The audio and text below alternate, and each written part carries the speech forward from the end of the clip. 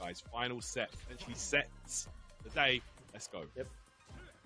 Grandest of finals. Winner of this gets $3,000 and goes to Capcom Cup. Definitely one match that we love seeing. These two are always delivering extremely high quality matches. Mr. Crimson clutched it earlier. 3-2. Valmaster, you've got a lot to do in his grand finals. Absolutely. Uphill battle for Valmaster, undoubtedly. There it is. The Exazanshu. Trying to build back some drive gauge here, but Mr. Crimson not making it easy for Valmaster. Chasing him down. OD Fireball as well on the screen. Ow. Hey, gets the throw. The Valmaster's actually making it annoying for Crimson. He's backing off and making him come to Chun-Li.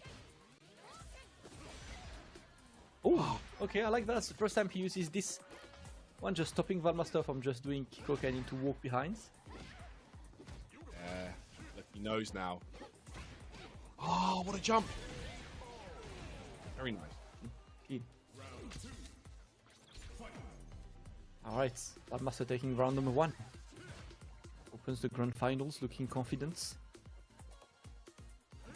And I wonder if we will see the Kimberly at all in this set. That wasn't a good pick on the final side. I think he's just going to keep to the Chun-Li this time. He had a good range. Yeah. Perfect punish. Yeah, that buffer. To the fierce.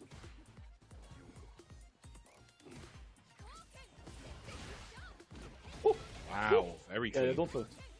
Don't float. Oh, Fireball dissipating just at the wrong time there for Valmaster, but he's still in full control. This is enough. This is dead. Valmaster well on his way to getting his chance at resetting the bracket if he keeps this up. What a play right there. My god. That was a first game showing why Valmaster went all the way back to that grand finals loser side. The first game was a statement. Now, Mr. Crimson, you need to answer to this.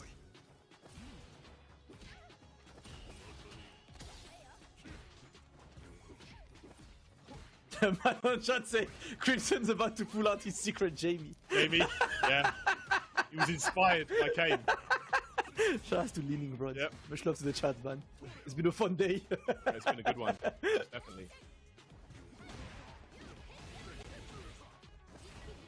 Alright. Valmaster is looking with the game, the shimmy. Everything he does is right so far. Definitely riding on the high. Oh, and there we go. More pressure again and again. Is that dead? Oh my goodness, that did hella damage right there. Okay. Valmaster. Getting the results he wants. But at least I think he knows now to not switch to Kimberly, because he tried that in the winner's side. Yeah. And it did not go his way. So I think for now it's going to be Chun-Li all the way for him.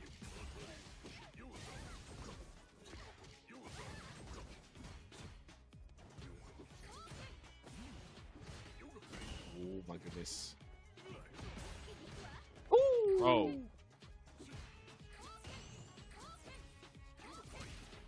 Crimson is looking for something that is. I haven't really seen him in control. It's Valmaster is in full control of the game so far. That is another conversion, and he's going to spend the money to get Crimson close to burnout, and even himself going to build a bit more. Well, that's going to hit. Yeah, that goes up. Yep. That's the answer. I think that's an absolute answer. Nice choice there for Crimson. Shutting down that offensive approach there for Valmaster. Definitely did his homework for that. Yo, drive rush slide interrupted though. Valmaster disrespecting the reset attempt. Where did that fireball go? That's right. He threw it up and it disappeared. Yeah, man, that was weird. Went off the screen and it just vanished. There we go. Valmaster now 2-0. Looking well on his way to resetting this bracket. Look at the round start buffer. Alright. Mr. Crimson. Oh no! Not the right conversion there. And Mr. Crimson struggling. Valmaster has been having an amazing first set of the grand finals right now. One game away from resetting the bracket, offering us more Street Fighter 6. And it's been such an entertaining day that I definitely want more sets. Yeah, oh yeah, it's been awesome. This full combo, juggles for days. Exit. Yo, oh no, follow up! Could have definitely killed there. Okay, nice.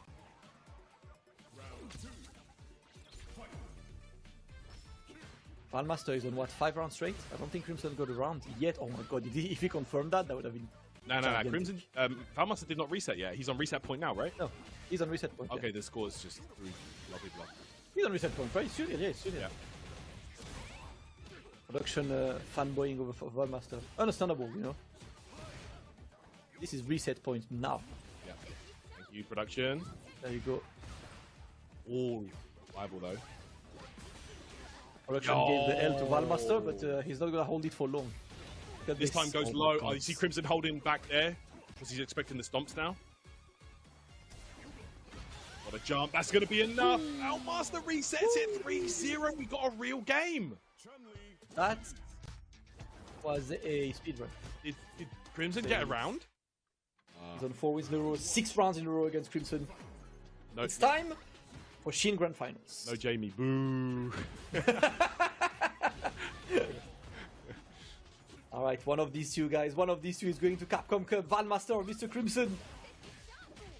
The two very best in France right now. I don't think there is any argument against this. Nice. Oof. And on the sweep.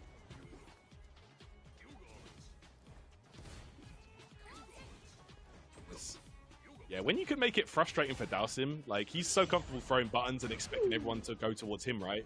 But if you can get the life lead and like play a little lame yourself, build back some drive gauge, you've got a good fireball, you can frustrate the sim player pretty easily. Force him to make mistakes, force him to teleport in. That's what Valmaster's trying to do right here. Nice. Alright, and look, Crimson is a bit more offensive. Happy to put Valmaster in the corner. He's the one who wants to keep the pressure. Oh, that was a weird angle. What an escape, though. Yeah.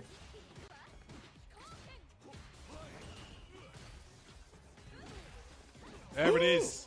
Oh my god, Bro, yo, the range was insane! That's an hard kick, bro. Snapping. Dalsim out the sky. And there we go, another round for Valmaster. 7 rounds in a row in his grand finals. He's battle hardened. He just won against the best character in the game, Jamie. So yeah, I know, right? Damn. I mean, you can't get much better than that. Exactly. Okay. Now we've got to watch out, right? Crimson is definitely not the kind of player who will stay getting cooked. He wants to enter the kitchen as well.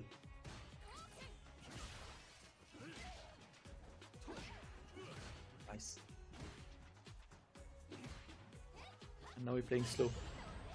Oh, again. And see, like, that's one of the reasons, me personally, that's one of the reasons why Dalsim has a hard time in this game, because random full screen parry might completely stop your game from existing. Yeah, totally. And it's definitely like, it's definitely a guess that perfect parry. It's not a reaction to you pressing a button. It's like, yeah, press parry and yeah, I happen to win. Wow. Speaking of perfect parry, Crimson is one of the best you'll see at it. Oh, grounded combo into level 3. This is a big advantage now. Mr. Crimson might be back, guys. After losing all those games in a row. He'll be back in control here. Just pick that fireball. There it is, bouncing away. Nice, dead. Dead, yeah. Punish counter. Big slap. Finally. Crimson takes a round in the set. And we have a match. There. Jump in, float. Oh look, we're back to where we were in the winners' finals. You know, Valmaster trying to find a way in. Yeah. But he's got the 3 bars though. Big damage available for Valmaster. Crimson cannot make any mistake for now. Ooh, okay. Reversal land, sorry. Now Valmaster is in an even worse position. Oh my goodness, bro. The yin and yang palm. To the level 2. Great option. Back heavy. Crimson now, but look at that. Wow, Valmaster stayed off that burnout so well. What did Crimson press there? I'm not sure. Oh, look at this turnaround. Yeah. Oh my god. Bro, Valmaster kicking it up several gears now. Look at this. 1-0, 4 games in a row. Valmaster is looking a bit too good once again. But we can see Crimson starting to put a fight.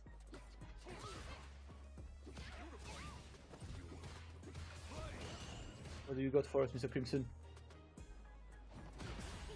Yo, consistently shutting down Dalsim's options.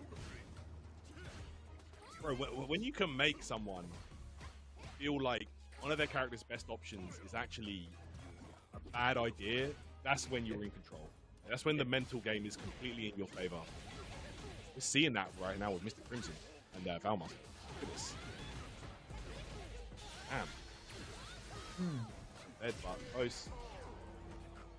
Bro, Valmaster is playing on another level right now. Bro, how do you stop him? You can't. He looks It's so just looking confident. impossible. Everything he does works. I know he's powered up by the fire of the Capcom Pro Tour premiere, right? Where he got that close, he lost winners final, didn't get the run back against Mina. Yeah. He knows he's Nice. missed it once, but you know what? Crimson is ready to cook as well. Exactly. And let's not forget, these two both qualified for Capcom Cup last year, and they actually had a confrontation, if you remember. Yes. In the cup itself. Very close game, but I think Crimson took that one. Yeah. Was, Now it looks like unfortunate it's to the other way see these two round. face. Oh my god, Tyrants. Valmaster with another great opening right now. At least he's out of stun for Mr. Crimson. He's happy to block right now. You're in the corner trying to get away with the dive. Valmaster is just keeping the pressure now. Crimson, how can you escape this? Nice. His jobs to parry that all out. Valmaster. Lower on life, but what a confirm level 2 on the way. That's going to be it. Valmaster 2-0. He needs one more. One more game, and Valmaster is going to Capcom Cup. Crimson needs to do something right now, bro. 5 games in a row for Valmaster. Poor. 5 games in a row. He is looking invincible right now. The way he's playing, the decision making, everything he does works. Mr. Crimson has been struggling, and he's tried a lot of different approaches. He's tried being offensive, he's tried being defensive, he's tried mixing his opponent, he's tried being the one who reacts. It's just not working. Valmaster got the consistent read on him, and now this could be the final game. Valmaster is on 5 games in a row against Mr. Crimson. He only needs 1 to qualify to Capcom Cup. Alright, here we go.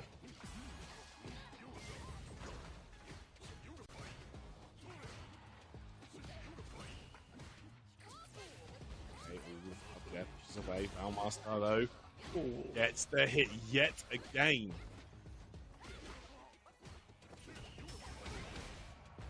Okay, big drive reversal there. Trying to keep Crimson in this corner, but no, he's out. That will not be a punish. Yeah, he was too low to the floor.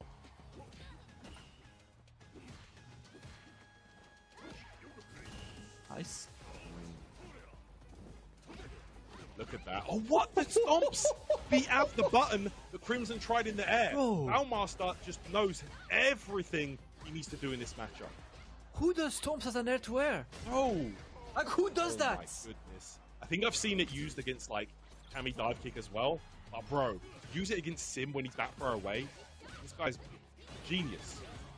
That was insane. Valmaster is now on tournament point. Oh my Valmaster is 1 round away from qualifying to Capcom Cup. Mr. Crimson needs to pull all the clutch he has available to bring something back. He's got 3 bars, he's got a bit of drive gauge, but he's man. got a super solid Valmaster in front Yeah, of him. it's not looking easy for him right now. Okay. Oh, wait a minute. Crimson now puts himself into burnout. Wait. Gets the hit. Okay, I respect that, but even if he's gonna give him the life leads, he might need another round with no resources to work against Valmaster. So definitely not the best of situations for Mr. Crimson, but at least he got this and gets away. Alright, the drive impact is a bit ambitious from Valmaster. Crimson takes the round, but Valmaster starts this one with 3 bars. They're alive. Okay.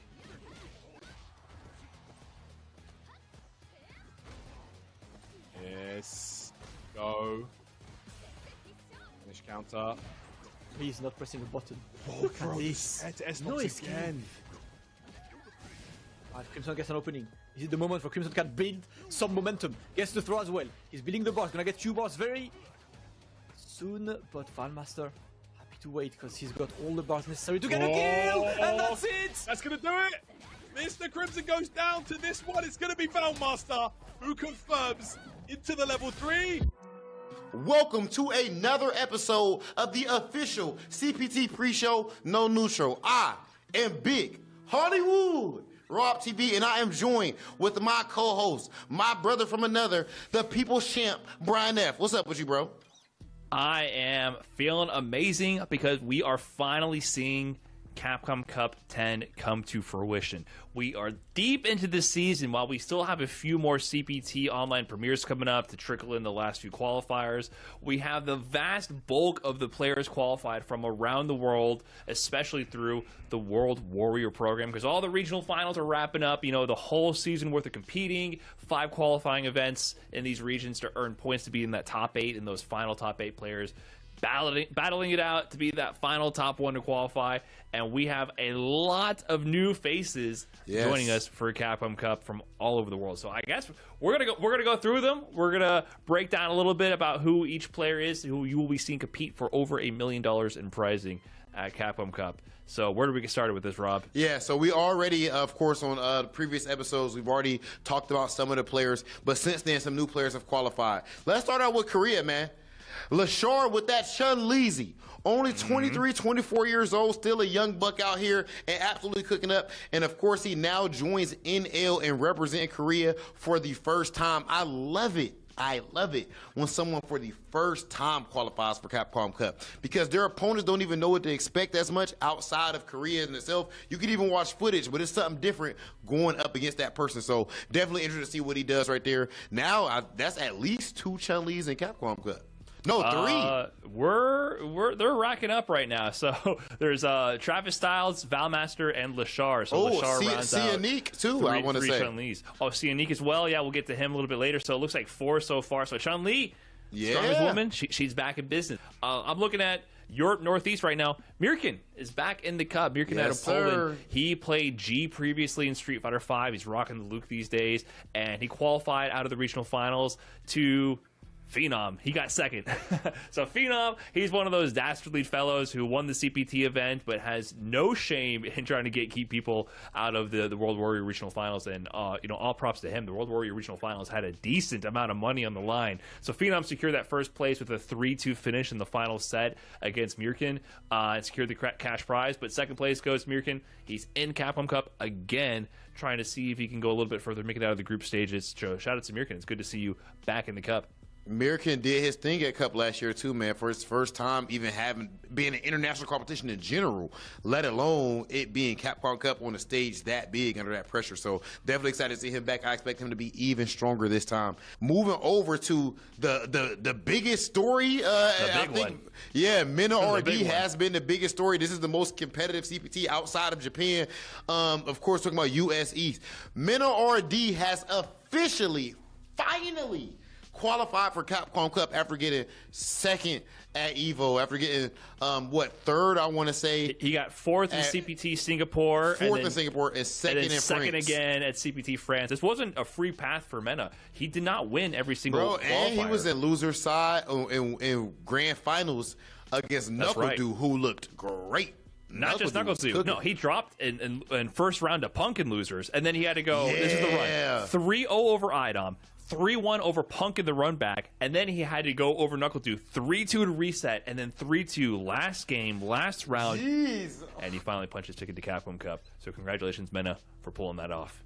And then we move across the world to look at Asia East. Shout out to Kagami for qualifying with that absolutely ridiculous jury. He beat Chris Wong. Chris Wong, we saw in 2 grand finals CPT premieres back-to-back. He was in grand finals for Singapore, getting second barely to Gachikun, and then getting the win over Mena RD in CPT France. And so he's back again. Like I said, World Warrior Regional Finals, good money, good competitive accolades. He's competing there, and he got the win over Chris Wong. So this is not like he got second due to some fluke. No. Kagami Uma has done his thing. I think, to me, this is one of the biggest players to look out for. If he's qualified out of this region over this field of competitors, I think a lot of the rest of the people in the cup are looking at this guy like, wait, maybe he wasn't on my radar, but he beat all the guys who were on my radar to get here. So look out for Kagami. Let's see what he can do at Capcom Cup. And then for our next region, we take it over to the Middle East, where I think they have a very special story. So Fandroid, the phenomenal DJ player, he goes and qualifies for Capcom Cup from World Warrior. What was interesting there is we're so used to seeing Angry Bird and Big Bird. But this time, Angry Bird qualifies through EVO at the beginning of the year in the biggest tournament that we've seen in Street Fighter history. So that spot is already out of there. So that leaves the CPT Online Open and World Warrior Open. So there was guaranteed to be a new player. And I want to say that Fandroid might have finished first place in the World Warrior standings overall. Yes. Yeah, he actually, so he was the most consistent, the highest ranked player there. But in the World Warrior, of course, Big Bird ended up taking first place.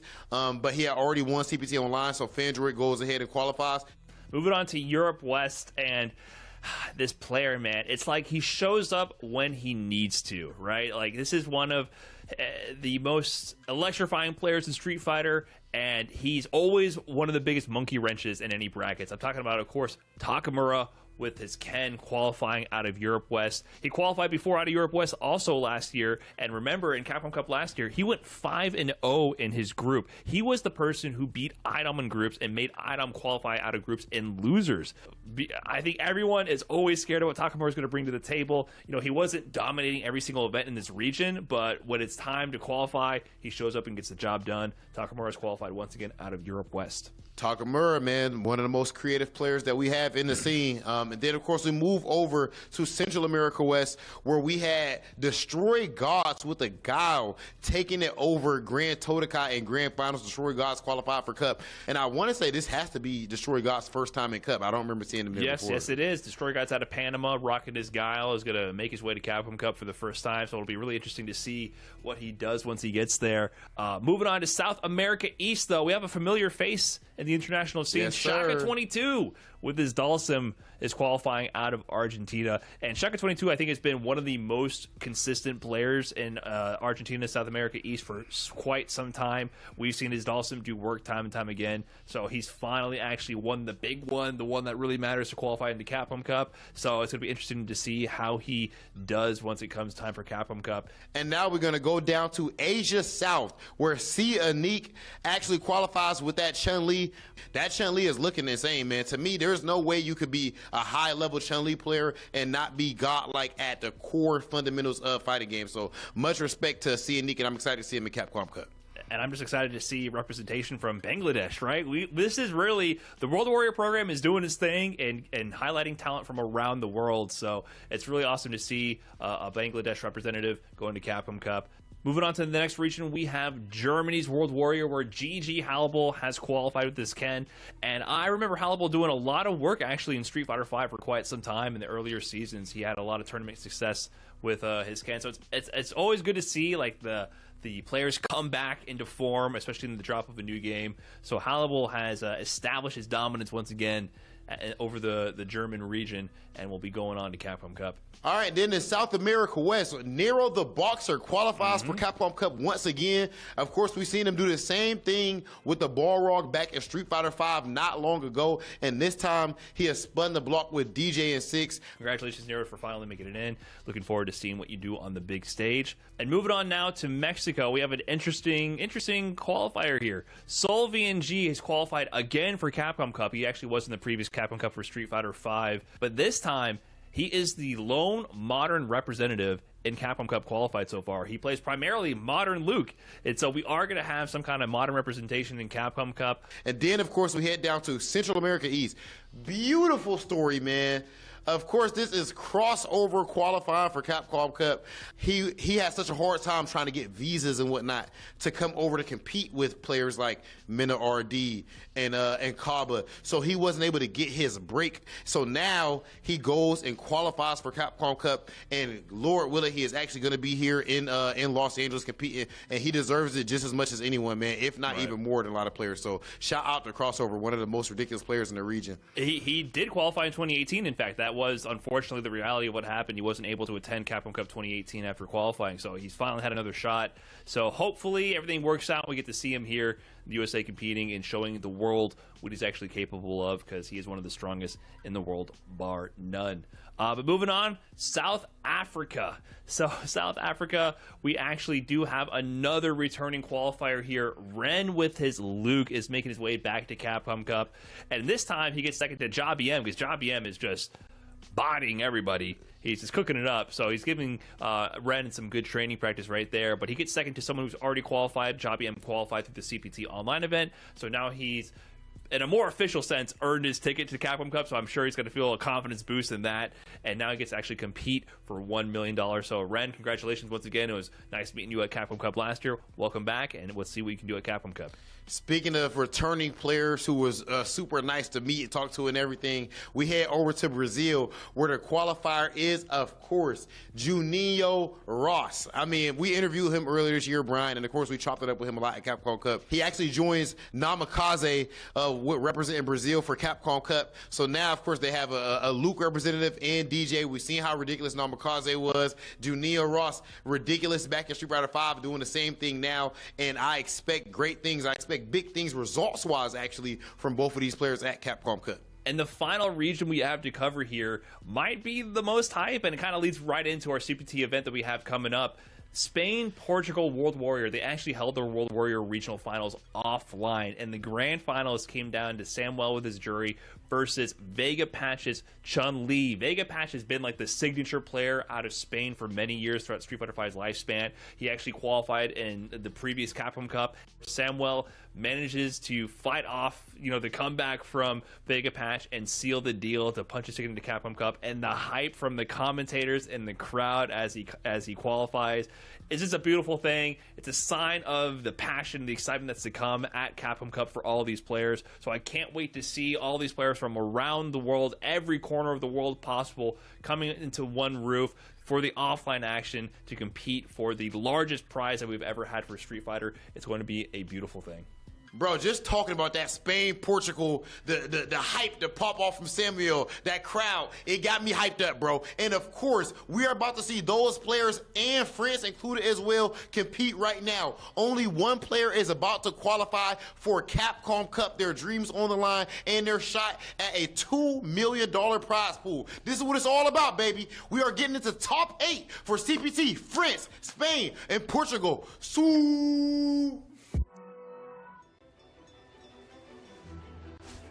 I present the Hunter from Komura.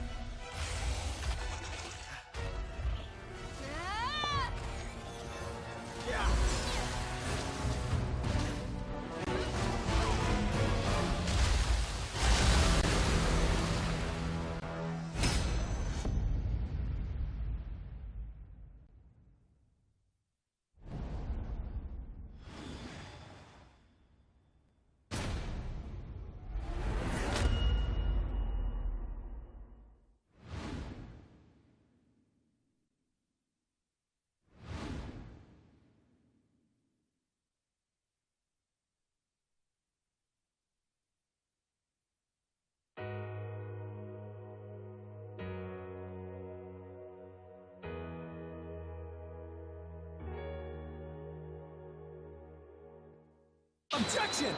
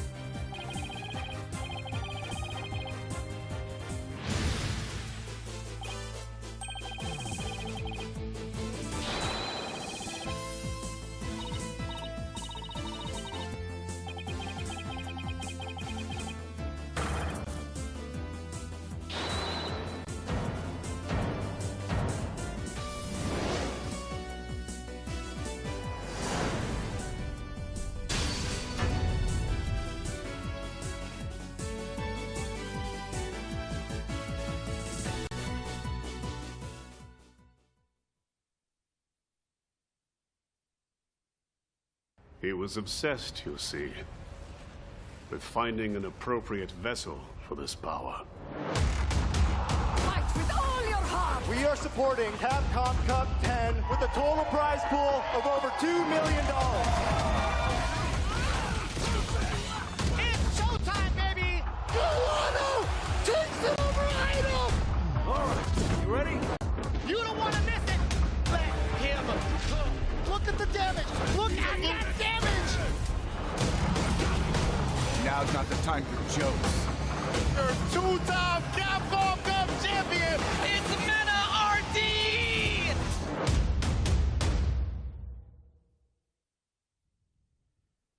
All right, and welcome back to this region CPT. France, Spain, and Portugal.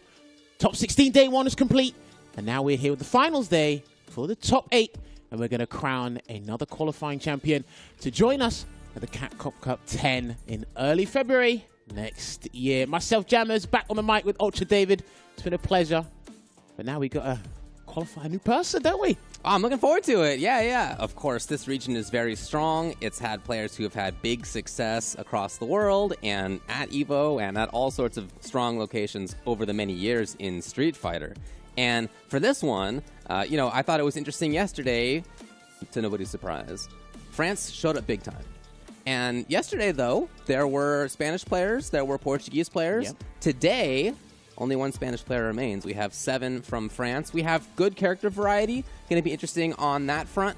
We have some interesting storylines to follow, including lots of runbacks from like recent big events, which is going to be fun to follow. And in general, looking forward to some great action. Yeah, please, if we can take a look at the bracket right now so people can see what is going on. This is the top 8. You may have seen it on Start GG. You may have seen Ultra David advertise it on social media a couple minutes ago. But this is what the bracket is looking like here. Like I said, it is heavily dominated by one particular country, and that is France, with the lone Spaniard in losers top 8 there with Shanks. It's not Vega Patch. It's a new player in town. He's actually pretty damn good at fighting games, from what I heard. Yeah.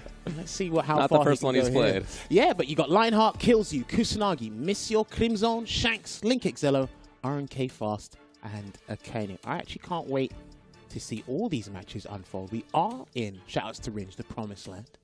They get that extended time to adapt and try and nick the win there. Yeah, first of 3, all of them. We are expecting 2 Camis, 2 Lukes, 1 Blanca, a Dalsum, a Guile, and a Jury to round it out. They did tell us that there's a couple other potential choices in there, but I mean, to me, that sounded probably like what we're looking for. To me, that sounded like you said no DJ, no didn't. JP, No. no Marisa either, No. no critical hitting character. No, that's it's crazy, isn't it? No, it's cool. Every region has their own different take and own characters that are up there. And again, that's what we have found for this top 8. Yes, indeed we have. But hey, do not forget, outside of the qualifying spot, these guys are playing for a bit of prize money, which is awarded to the top 4. And of course, first place will be having 2.5k, second place 1.2, third place with $800, and fourth place with $500 here. So if you do get into winners final, you are guaranteed a little bit of change here. But then again, people are gunning for that Capcom Cup qualifying spot, and then leading to that, of course, Capcom Cup 10 special season prizing with over $2 million as a prize pool, with first place being awarded $1 million. The headlines on all the gaming article websites, they'll put that there. Insert name here, the first $1 million champion for a Street Fighter game. How about that? And we'll be in this timeline to witness that live and direct here. Can't wait to see that. Again, yesterday, we started out with 11 players from France. We started out with 3 players from Spain and 2 from Portugal. That was our top 16. Down to 7 from France. So great ratio of success. 11 players and 7 of them got into the top 8. Pretty good work. And only 1 from Spain. In this region, Valmaster's already qualified through World Warrior from France. And for Spain and Portugal, that was Samuel, who did enter. Yes. Didn't make it into the top 8. Valmaster chose not to enter. So if you're tuning in now and haven't been up on all of that news and you're wondering where's Valmaster, well, he chose not to enter. So that we completely fine. Of course, yeah. You see in this region 2 players who made the alternate decisions, whether to enter or not. Up to you either way. You're allowed to, certainly. It's not just about qualifying for Capcom Cup, as you mentioned. There's also money on the line, but also maybe you don't want to beat your friends who are having a chance to qualify, right? There's any number of reasons, of course. But I do think it's cool that in this region we have 2 World Warriors who chose to make the two different sides of that coin. Of course, no. And I completely agree with that as well, right? And then again, it kind of gives a new impetus for the guys that have still want to accumulate that experience and kind of actually have a real good chance of qualifying here. Speaking of qualifying, we are setting up our first match here. And obviously, I did speak to you about this off camera. I spoke to the production team as well. Looking at this bracket, again, there's strength in depth with what this top 8 provides. But my million-dollar question will always be, who's going to stop Mr. Crimson today? He already got denied his opportunity by Valmaster, and that was a beatdown if I ever looked at the definition in the dictionary. But Mr. Crimson here, he puts in the hours. He's a veteran when it comes to traveling. He's got the experience at the highest level as well, won numerous tournaments as well, recently with UFA 2023. And I looked at this bracket, as did you, and I was like, who has the best shot at denying him that opportunity? And it's not just character-wise either. It's player-wise. And this region here in particular doesn't like fighting Dalsim. Well, in this region in particular. Yeah, not just that they don't like fighting Dalsim, but that the Dalsim that they're playing has all their numbers, like as a player. Yeah. And we'll talk about some of his results. Again, we have lots of runbacks from like recent times, from UFA, from the France Offline, CPT, for example. And Crimson got a leg up on a few of the players who are in here, including his first-round match. But that's not where we're starting. I agree with you that that is probably the favorite to look for. But we're going to be starting with Lionheart versus Kills You. Oh, boy. Okay, so props to Lionheart, to be honest with you. One of the strongest Cami players we have in the European region at this point in time. But he is going up against the runner-up of this region's CPT last year for SF5 in Kills You. Again, one of the youngest and strongest young prodigies we have in the European region as well. He does play a little bit of Cami, so he's got a more of a anecdotal insight to the mindset of what Lionheart will do and find out his propensities in certain scenarios. But again, it'll be pretty interesting. A tall order for Lionheart, but it's not impossible for him. Kills You got 7th at UFA and 17th at the Paris CPT. Lionheart got 65th at UFA and 33rd at the offline CPT. So, you know, a little bit lower there. Not only that, but this is one of the matchups where there is a direct run back from recent times. Kills You beat Lionheart 2-1 in CPT France offline. That was in top 64. So it wasn't a blow up. 2-1. Of course, it's going to need to be first to 3 here in this set to do it. And we have a word from Lionheart before this begins. Let's find out what Lionheart has to say. Kills You is one of the best players in Europe. It's going to be a really great match. May the best man win. I respect that. Lovely sportsmanship before we go in and exchange blows with each other. Now, it's funny that, because the characters they are using, it kind of ties into my revelation that I told you yesterday, where I do think Cami is a better version of Jury in this game, at least when it comes to the philosophy in terms of how they want to play. Okay, yeah. Of course. Now, like I said, Kills You has been learning a bit of Cami. He tried to use Cami against Mr. Crimson in one of the World Warriors. To no avail, that just didn't work. His fact about himself is, I don't like Jury. It's brilliant. So, you know, he's making a pretty good run with it anyway. He also says, by the way, similarly to Lionheart, Kills You says, Lionheart is one of the best camis in Europe, and it will be a difficult match. So both players recognizing a lot of strength in the other. Well, look, self-awareness goes a long way. Sure. And especially if you're paying that respect to your opponents. Look, I'm capable of understanding your skill, and I know how difficult this can be. The result will be different. One thing I did note down from last night, as you got to bear witness in full force, is anyone ready for drive rush cancel into overhead? Oh, that's a good question, actually, yeah. And that's it. And usually Kills You does that when he has level 3 available, and it does about 43 to 45%. So I don't know if you're going to be cognizant of that at the time when you get hit with the combo, you know? So. Well, we'll see. There's a lot of familiarity here, of course. Damn, perfect parry. Got the touching medium kick on that perfect parry there. Did Kills You using the onesie Jury. Love this costume. Yeah, I do too. Cool to see the new costumes in here. Of course. Oh, nice. That's the throw there. He's going to chase him down in a minute here. Tries to go for a meaty fireball. Didn't quite work out. And Lionheart, a couple of issues I've seen him have is sometimes he has execution errors with his dive kicks, which can be to no avail, but that one was nice and on point there into the spiral out here. And he should be able to get around, but he has the audacity to reset him and preserve as much super gauge as possible here. Wasn't an overhead, but it was a mid-combo reset. And this is it. Resets on here are one of the biggest things in Street Fighter 6 right now. They're catching everybody off guard, no matter how you look at it. Courtesy of the system. Out of there. Oh, that was cool. Probably wanted DP, but that worked anyway. A hooligan. He got him standing up. and he's going to go into Delta Red Assault. I think It's so kills much you damage. just about alive, only because it's past the drive stop. Yeah, just about. But guess the game, though. He's in there. Good throw tech there from Killsy. The dive kick. And I saw that crouch fist come out before the dive kick even came out. I am surprised that it said perfect still, yeah. But nevertheless, great start by Lionheart 1-0. Oh, what a check on the drive rush there, Dave, with the stand light kick conversion. He gets a Hooligan into the overhead here. Lionheart has a point to prove. Like in that recent match that they played, that kills you 1 2 games to 1. Yeah. And I imagine, you know, some people do accept Jury's drive rush into stand medium kick, crouching medium punch, but Lionheart's trying to make sure he stops that at all costs no matter what the range is. So he's already worked on it, and that's going to be the round from a clean jump in. Mauling him so far. Yeah, but hey, we've seen this position before. We've seen it. It is not over, of course. No forward cancel. Straight to the corner there. Getting to stock in the process. Trying to get perfect power on that stand medium. And the drive rush up close is actually working a lot better than further away for Killsy at the moment. He's using a lot of different tactics than he did previously. You can see the change already. They throw a tick there again. I hope Lionheart's going to keep an eye on that. He might want to do a dive kick on Killsy's wake up very soon. Just waiting it out here. Colossal life lead here for Killsy. He doesn't even have to overexert himself. Well, 2 hits away. Okay. He tried to catch him throw teching. So he, instead of going for the dive kick, he's going for a meterless Hooligan to grab. Okay. That's a good idea. I think you should implement the dive kick as well, just to switch things up. He's still trying to check out the stand light kick. Yeah, he's been doing his homework, hasn't he? Great. And that's the execution I was telling you about. Yeah, it sucked out the dive kick, probably. Interruption there. And we'll go into level 3 here. We'll kills you. Take as much drive stop away as possible. Gain a good lead here. It's the first time I'm seeing the super with her hoodie on. That's cool.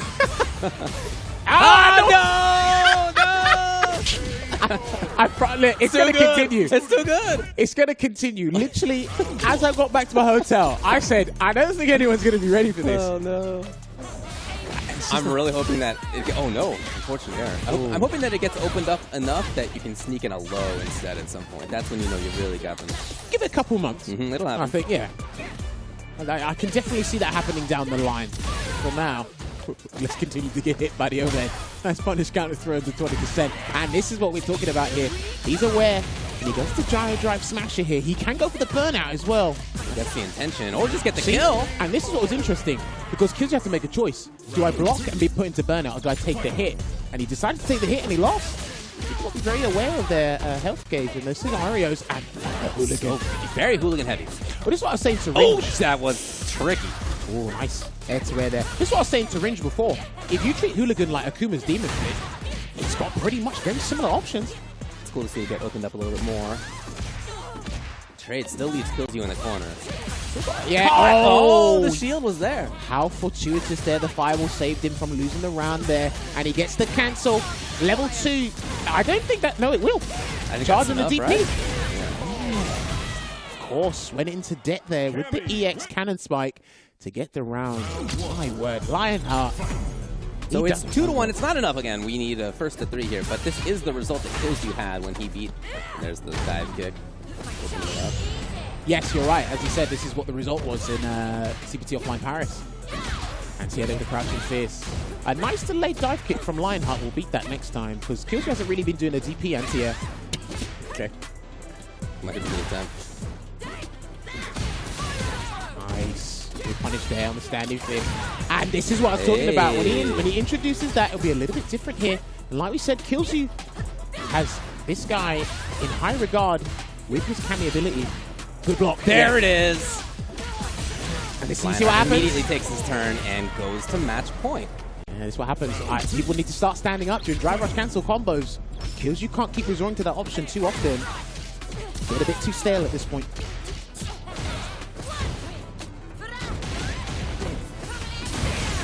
All right, shut down. Lionheart back to a comfortable spot. Good throw tech there from Lionheart. Jumps over to the other side though, in a dangerous spot because he is near the wall. And we know what happens when you're in the corner. Just waiting it out here. Nice stand roundhouse. Oh, there you go. He's got to spend the level 3. He's got to do it. No, he's not going to. Gonna hunt for the kill on this next one. No cancel there. That would have burned him out. I think he wants to try and preserve his level 3 into the next round. Yeah, so. I mean, ideally, sure. Hope he doesn't live to regret that. Cancel. We're going into the dive kick. This has just been walking kills you all the way to the other side. Look at this. Good check. But kills you. Dash forward before he got fully cornered. Finds him. And he's, like I said before, just to reiterate, he's always adjusting the space as to where does the drive kick. He's doing it between light attacks and the mediums as well. And Lionheart sometimes has got to just let it go. I hate to say it, but he's got to let it go sometimes. Nice check on the spin knuckle. Throw as well. Kills you. Looking for that big hit. Way too far. Lionheart makes him pay. Kills you's in trouble. Try to bait a reversal. I don't think he's on a reversal on defense here. No, Kills not. No. Oh, this is huge. This is huge. To burn out. Yes. To be in a bad spot. And his only option is level 3. I don't think Lionheart's going to go for a throw, so Killsy won't try to go for the anti-throw tech. Yeah, he's just got to firm this. He's got to firm it here. Lionheart. Oh, dashed in! What bravery! To spend it, yes! Right, and what this will do is it will accelerate the recovery process here for Killsy. I think by the time we're done, I think he's going to get his gauge back. Yeah, by the time that Lionheart is up and moving. Yeah, he's good. He's all right.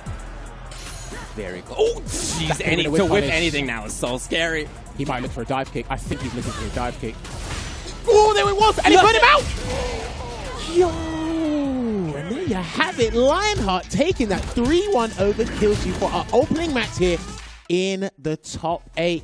I had a feeling that dive kick was coming at some point, and he utilized it incredibly well on defense, much more than he did on offense, David, funnily enough.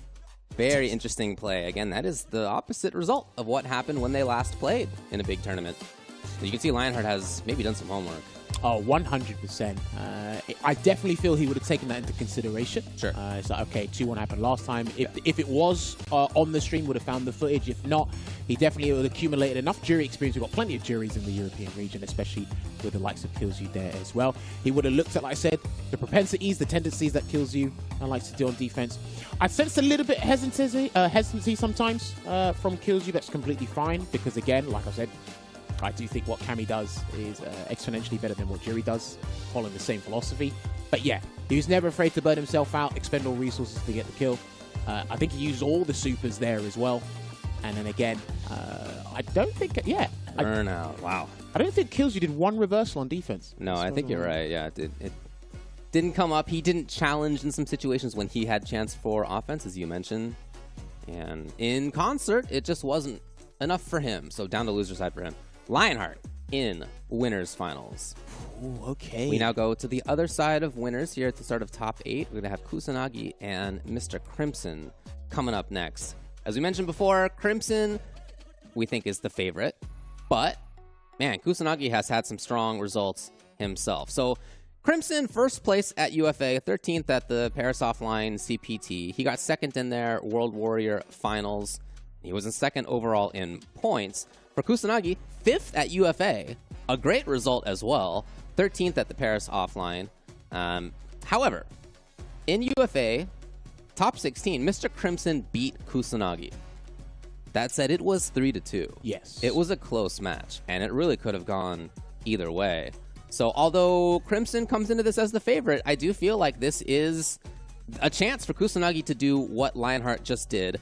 Not having been dunked last time, having had a close match last time, maybe he has done the homework. Maybe we'll see it here. Well, if he did watch the set they had in the top 16 winners side, I think it was, when these guys last encountered each other at UFA, Kusanagi did have a couple of anti-Dalsim tech there at the time. I think Mr. Crimson definitely would have studied the footage.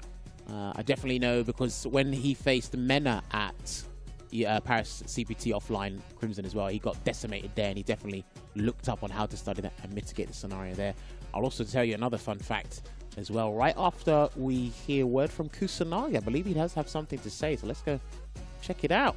Crimson is a real champion, and I respect him a lot for what he accomplished in his career, but now it's the moment to make a new place for the new generation. Interesting. I love that. Fighting talk there with a little bit of reverence. Got to respect those before you, but also pave way. You can't hold the torch forever. The huge age difference of 28 to 24. I know, right? Crazy. Big generational difference. No, but I mean, sometimes that's how it happens in fighting games. Not necessarily how old you are. Some people who are in their early 20s have been around for a decade already. Yeah. That's how it is.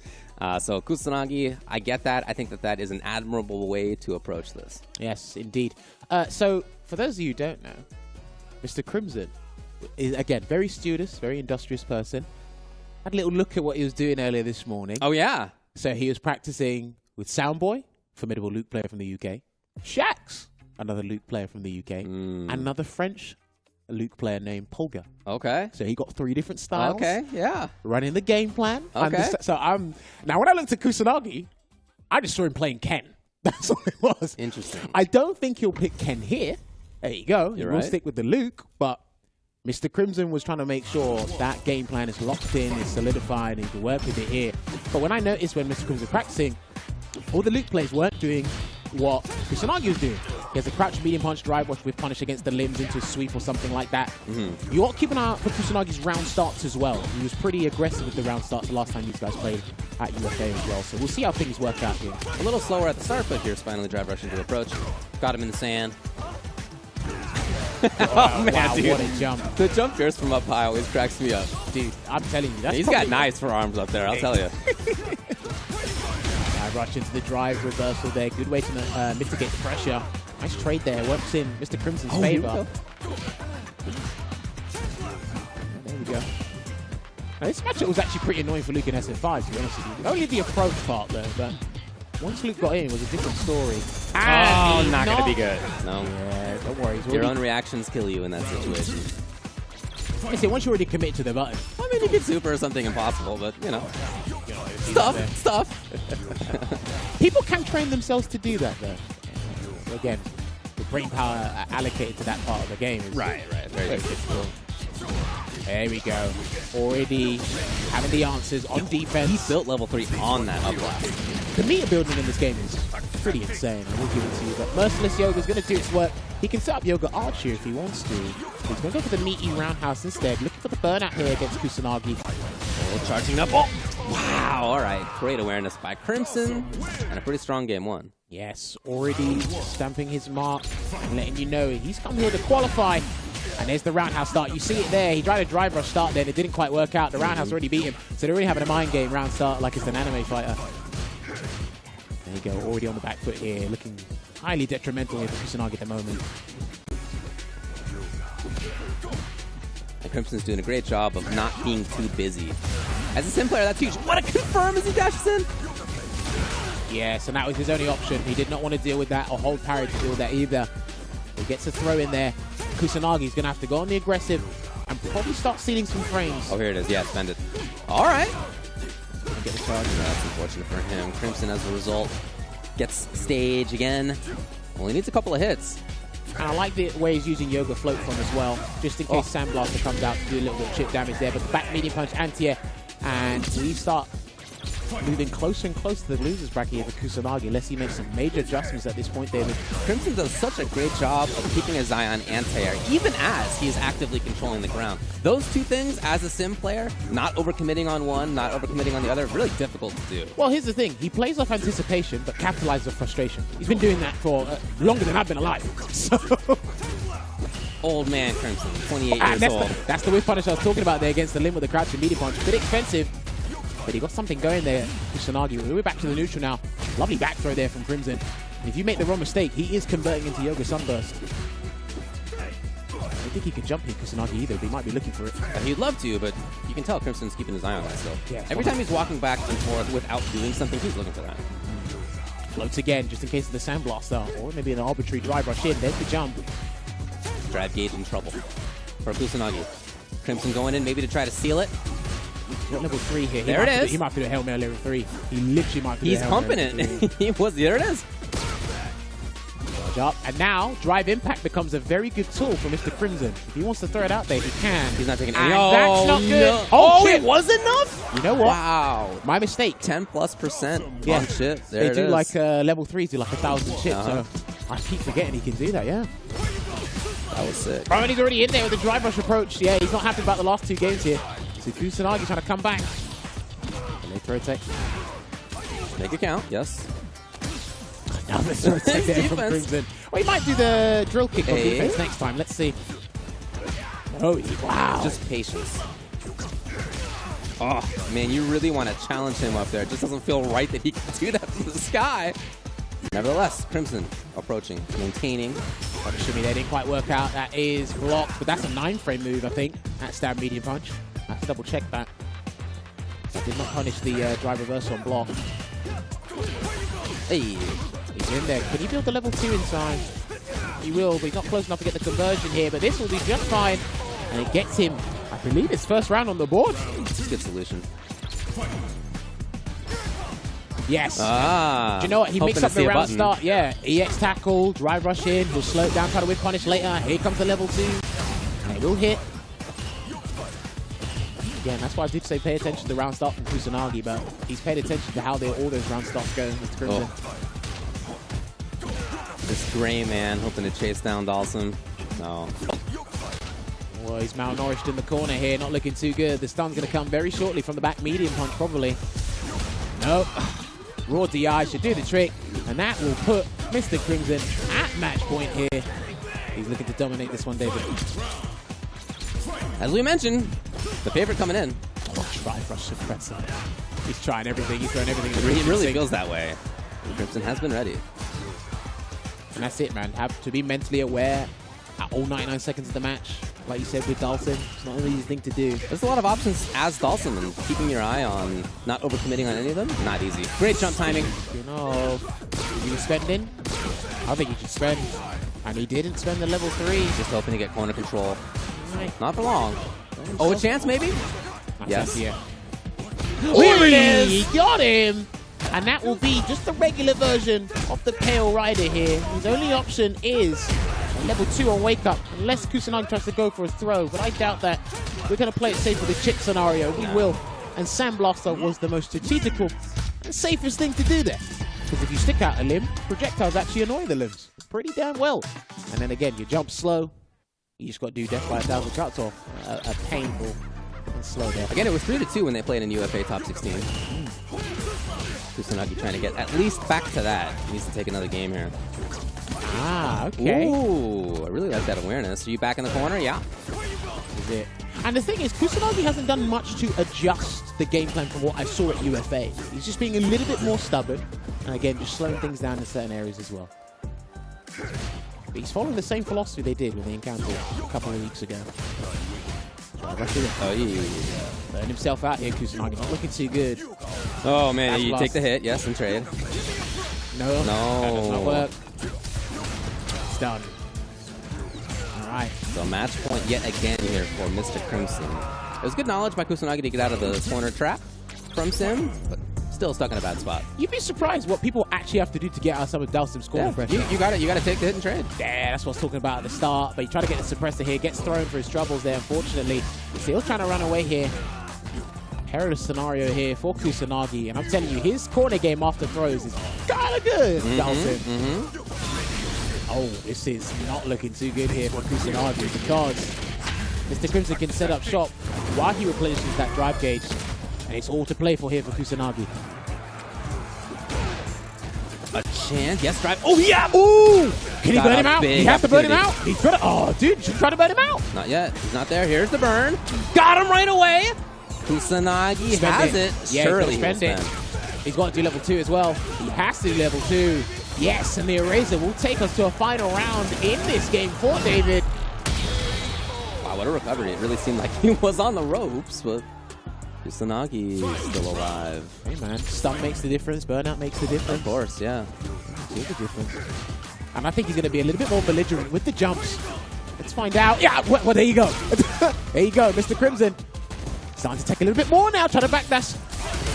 He got him. And that was a hard read. That was a hard read. I think I heard the production team in the back. Not something that we've seen him do before either. Not in the set Beast anyway. Mode, baby. Oh, my word.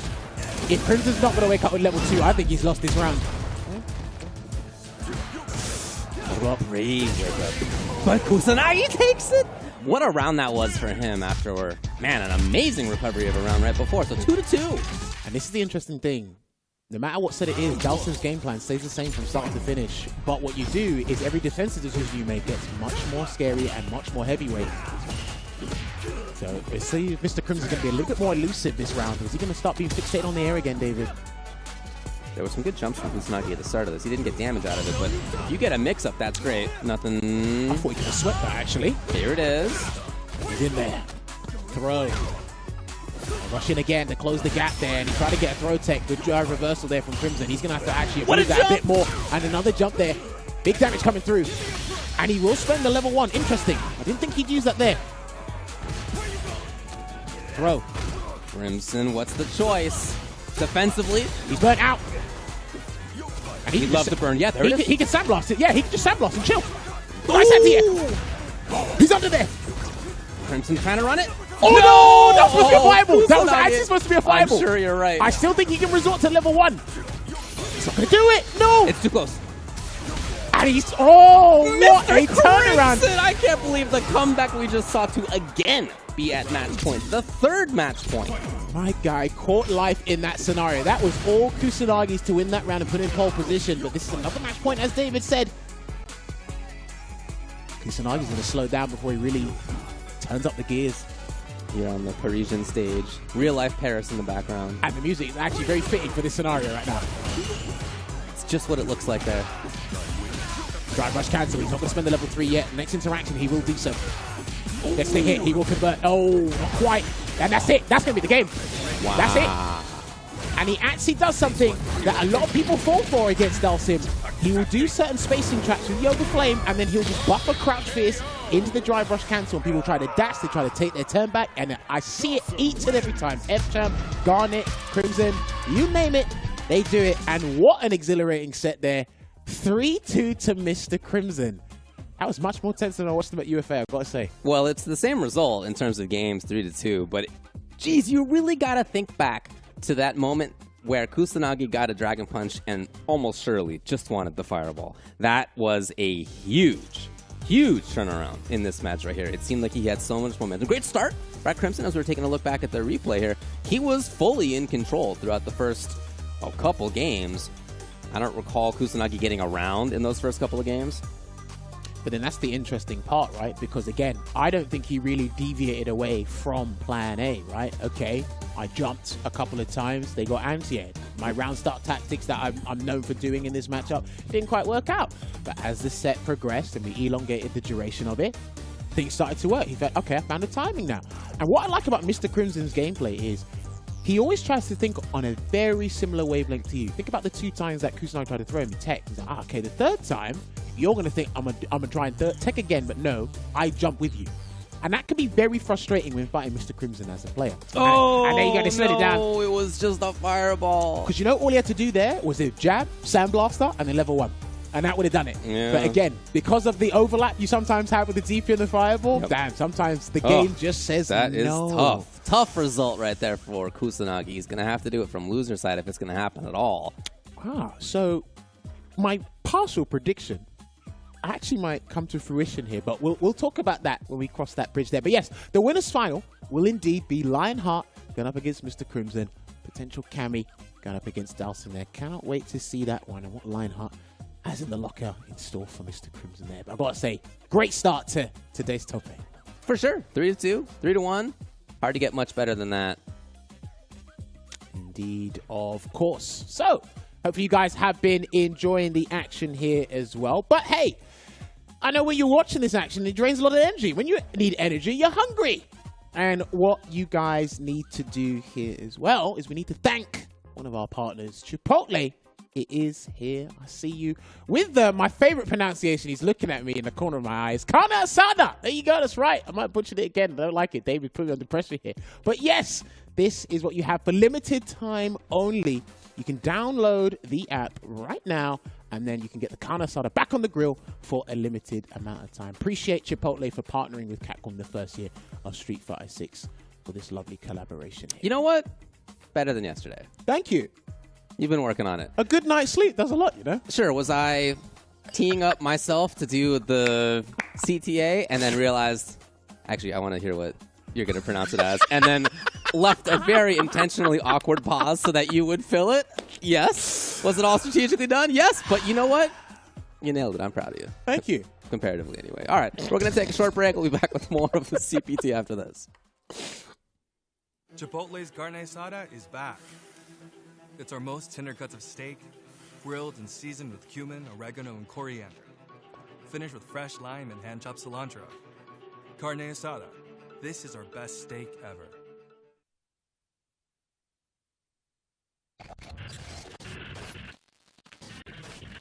Showtime, baby! Right now. Everyone's ticket for this Capcom Cup is getting a show. Right Final game, final round! You couldn't write a better story! Get into the ring! God, I'm low. God, my soul. All of my thoughts be dark like coal. Up to the party, y'all don't want smoke. Energize the body, raise up the army. Right now. I'll take on all of you! Right now. I want it all. Right now. Straight on! Show me your strength! Feet on the ground, look around. This corner pressure is where ending will come through. No more games. Time to get Time is That now. RD taking it down convincingly against the biggest red thus far. I see world at my command. Right now. You want the base? You got the base! I can't sit down. Show me the replay. Sit down and shut up! Wait a minute. Turn it up. I'm on fire. It's like creative physics. It's like I was born on the outer. Close my eyes, all I see is digits. This how I feel when you get to the commas. That felt good, didn't it? You know, emoji going the distance. Time for the finale! I've seen a lot of fights in my day, but nothing even comes close to this. Rough this up right now. Au revoir. Meaningless effort.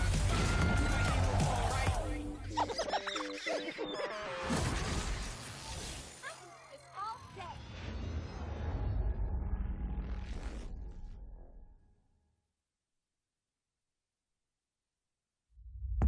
Let's get this mission started. is your Capcom Cup. He is your 2018 champion. We got more Street Fighter League. I know you can smell the tension in the air. We back in the field, back. We ready, it's time. Ooh, punish counter. Inside of the huddle, you know that I grind. A dangerous smile, a weapon of choice from pushing the line. Season after season, it's only gotten better. Big Bird in trouble. My end game is number one. Bet it all, give me my cash. So team game can't stop it. Take off like a rocket. Break it back, don't bend mine. I'm the one now, you can't hide. What an upset. What an upset. Fight with all your heart! This is our moment. Nobody saw this happening. I dare you to find me better Street Fighter. It's time to rise. This is our moment. This is our time. The time is now. It's time to rise. It's unprecedented and unpredictable. It only gets better. Over nothing! Straight to the This is a different Chris CCH. I don't know who this young man is. Time to We ready whenever. The world is watching. The time is now. No other option. No other way. Play to win the way that we play. My man looks so happy. In front of the pack. Leading the way. It's time to reign. Big Bird, momentum, his speed in general is so hard. Been to the bottom, ain't nothing to fear. We running the game. That RD taking it down convincingly against the biggest sprint that we've seen thus far. This is the hardest season of Street Fighter League ever. Doing it for the time. history in the making. This is our moment. Yeah, this is our time. This kid is ridiculous. This kid is ridiculous. This is our moment. This is our time. He gives a kiss to the audience. I love that. Who is this thing? Full fight. execute!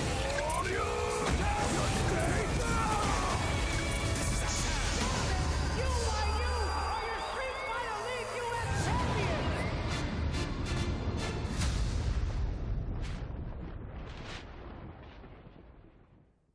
Three, two, one. I'm ahead of the game. Y'all remember my name.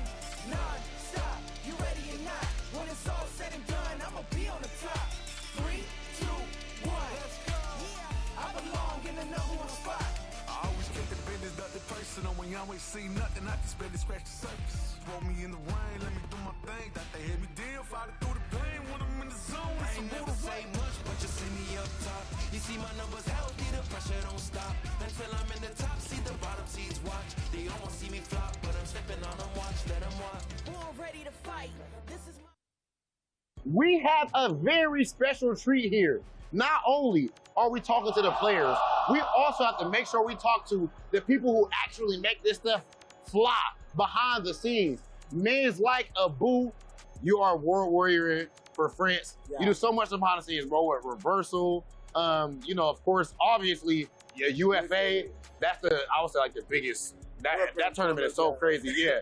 So, how did you even get into TOing, bro? How long have you been doing this? Wow, maybe 16 years old. 16. Since you were 16. Yeah. When it comes to, I want to ask you about UFA, man. Like, you've seen it grow to what it is now. Now it's the biggest major in Europe and everything, bro. Like, yeah, what is that like for you? How does that feel? How rewarding is that? For us, because I'm the player, since I'm the big in the community, I want to be the best for the player because I know what the player need to have a good tournament. Like Evo is here since 20 years. UFA is here since maybe 5 years, and I want to make the best for the player because I know I'm the community. I want to be the best. Okay, and that's actually a great point. That because you know there's all kind of little details where when you go to some tournaments they don't got no sound. You can't even tell which number Balrog's hat was and all that. Oh my God, out of the word. Okay, last thing I want to ask you, bro, as far as France, what's it been like you know, as far as this big, like I don't know, I guess I'll say resurgence or push that y'all have had. What's it been like for you just seeing, you know, what's the vibe in France right now? The vibe for Silver 6 is crazy. Just look the leaderboard of Silver 6. Every time in top 10 we have one French. So it's crazy. In France, I think Silver 6 will be crazy because the most of people in France love Silver 6. So I'm really excited to see what's happening for the big tournament in France because of course we will have maybe breaks every year the record of the participant for each year because Silver 6 is crazy and the player loves the game. So I'm really curious what's happening for the Silver 6 with the French people. Man's like Abu, and we are about to get right back at you with more CPT action. Much love, Abu. My guy. Thank you. Hey everybody, welcome back to the CPT. We're looking at France, Spain, and Portugal. We've just had winners side, round 1 of top 8. We're headed down now to the loser side. Ultra David, here with Jammers. Yes, indeed. I want to give a couple of shout-outs. First of all, CPT music has changed. As you can hear right now, the theme song is playing right now as background music. I want to give a shout-outs to the guys that put it together. It was arranged and composed by Yoshi Teriyama, a member of the Cat Jams, while featuring the talented artists, as you can see. Oh, right down there. That's perfect, right down there. You know, J-Star, Rocco808, and Randy Mark. So again, enjoy the Capcom Pro Tour theme. And heck, you'll be playing throughout all the CPTs. You heard it in the previous ones, and you'll hear it in the ones to come through as well. Another shout out as well I've got to give. Congratulations to Street Fighter 6 and the Capcom development team. Fighting Game of the Year. Like, come on. I think we're all going to bring out our pitchforks and throw some hands if it didn't get Fighting Game of the Year. But yes, Street Fighter 6, well deserved. Absolutely amazing. First year in terms of product. And then, of course, look forward to the finals as well. And I believe, if I'm not mistaken, at least because I'm from the UK, I'm in the US right now, Street Fighter 6 is on a discount at the moment. So you should be able to get about roughly 30% off the game and whatnot. So if you're looking to get into the game or learn it, hey, buy it now. Maybe buy it for a friend. Gift it for them. Who knows? Should be on discount now. So yeah, gonna get into the matches. We will. We're going to go take a look at the bracket, show you what we have coming up next. Going down to the loser's side, Shanks versus Link Excello. Shanks is the lone Spanish player who has made this top 8, the lone player from anywhere other than France. And he's done it after having been sent down to loser's side by Yamcha, but he beat Maldominant, Alphen, and Yoxero on the way through in loser's side. For Link Excello, he lost at Kills You, but has beaten RMK Fast and Samuel on his way into this top 8. He got 17th at UFA, he got 65th at the Paris CPT, Shanks got 13th at UFA, and in doing so, beat Link Excello. 3 games to 2. Yes. In top 96. Dude, there were tons of 3-2s at UFA over at the event there as well. Another interesting thing as well, Shanks is really putting a lot of effort into this game because I think he's actually put all his eggs into one basket with Street Fighter 6. He featured in all top 8s in the World Warrior rankings for Spain and Portugal, and obviously featured in the regional finals as well. Nice and open-minded philosophy to the game as well, despite maining Cammy. And it'll be very interesting. Like I said, I've seen him use JP, I've seen him use Guile, but tried and true main is Cammy at the moment. I imagine he's going to bring out Cammy here as well. But I believe we do have word from Link Exello in terms of a quote. Let's put that on screen right now. What has he got for us, David? He says, "We played one of the hypest matches at UFA, but I lost 3 games to 2. I'm here to take my revenge." And Shanks says, "Hope we have a good match like we had at UFA." So both of them referencing the match. It was hype. It was exciting. You see the result. Link Excello is going to hope that it goes differently this time. Well, this is what it is. Pay respect to your opponent, no matter how annoyed you may be at their character or whatnot. But again, a great sportsmanship. Yeah. And like they're on a similar wavelength as you alluded to. Nice. Okay, cool. We had a good match. Let's see if we can replicate that. Link Excello's looking to change the scoreline here. Shanks is looking to get decent results in terms of head-to-head and just keep maintaining that pressure as well. And I did say this before. I said Shanks, when I've watched him play against Luke, so I think he does like pretty good against them. And Luke players are actually in his losers path right now because if he wins this, he'll go up against Kusanagi, which is a tier up. But hey, Link Excello has other ideas. Let's find out what he's done to study this matchup. I know he's been ruminating on it for sure. To kick things off. Yeah, quite a passive approach there. Okay. That Much more active here. That drive was done literally right in his face. You saw the green, just press crouch medium punch. Yeah. And that's moving, active. Dashing. Yeah, very, very active now. Oh, okay. Nice delayed jab there. A lot of the guys should be doing delayed jab with defense now. Rotate will get you nowhere. There you go. It's decent damage. A nice 35% there from Link Exello, taking it off board. Oh, he held it. Yeah. He's burned as a result. Stun's coming very shortly. If he needs it, or he might just threaten the stun. If he knocks him down again. Oh, he could kill. Okay. Yeah. Okay. Fully charged Hooligan, and it is a mix-up either way. You have to pick your poison because he didn't have EX or Rising Rocket. Your options were limited in that regard. Yeah. Denied. Not dealing with it. Misses his meaty though, unfortunately there. So it's Shanks with corner pressure. Grab again. Spin Knuckle's coming very soon. He's got the bar. Spin Knuckle might be coming very soon. Let's find out. No, he's going to wall splat instead. And that should be game 1 here for Shanks. Locked on. There you go. That's what's interesting, right? Just the layer she has in the corner. You get the throw, eligible for a throw loop. You get a quick dive kick, spin knuckle behind him. Heck, I didn't even talk about the DI, and he threw in the DI anyway. It's a nice, decent distance as well. So because there's 8 different things to consider, you will get hit by one of them.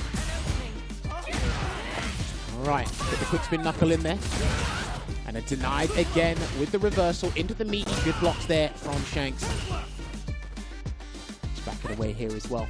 And I like it. He's not being too, active with the buttons in the neutral execution area there with the tackle. Yeah, sure. And because he's not being active with the buttons in the neutral, it's going to be harder for Link Exello to look for that whiff punish, so he has to kind of be more aggressive with the drive rushes. Well, he's keeping his eye on anti-air at least. Getting some offensive opportunities as a result. Baited, but he's not really in a position to be able to punish. Okay. Trying to bait something with the heavy flash knuckle, but Shanks got out of there anyway.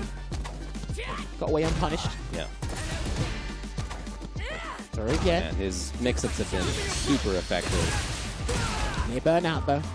Can't block a sandblaster. Yeah, he didn't want to DR over either. Wow, burns himself out in his own collision there. There had been so few active fireballs, buttons from Link Exello. That's when he brought it out. Unfortunately for him, that's when Shanks happened to jump. Nice got to be good. Oh, there you go. Nice check again with the crouching medium punch. He's going to flash knuckle his way straight to the corner. And he will just go for a meaty drive impact. Maybe some decent damage here for Link Exello. Hey, okay. Oh, no! He tried to go for the full punish there with the crouching fierce. Bit too far away. No DP this time. So Link Exello really turns it on. What's the knockdown here as well? Shanks breaking off with the cannon strike. Nice pickup. Okay, and that should lead to a burnout. Or burnt out Luke here, David. Just a sliver, but anything will do it. And that's why he didn't want to take the hit. Yeah, he didn't want to take the block. Yeah.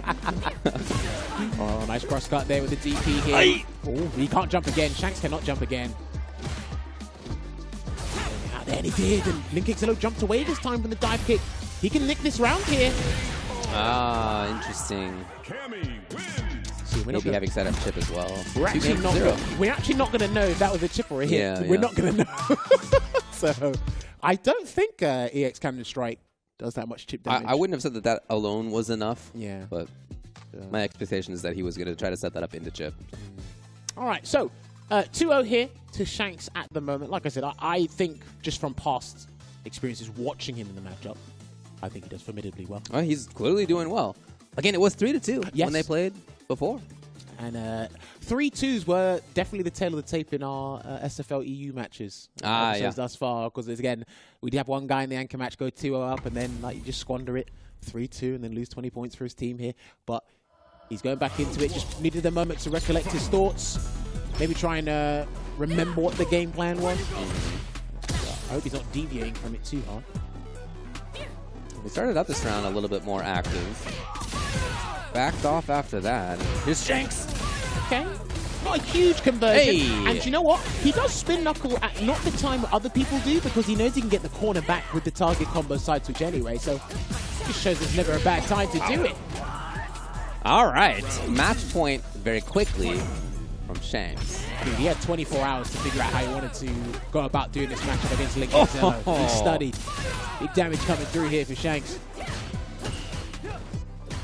Blocks it out here. Still right no back into the cross corner, though. But damn, these guys are very hesitant in anti-airing in certain scenarios here, but sometimes it's actually for the better. Well, LinkXLO knows that if he takes the wrong hit right now, that's already it.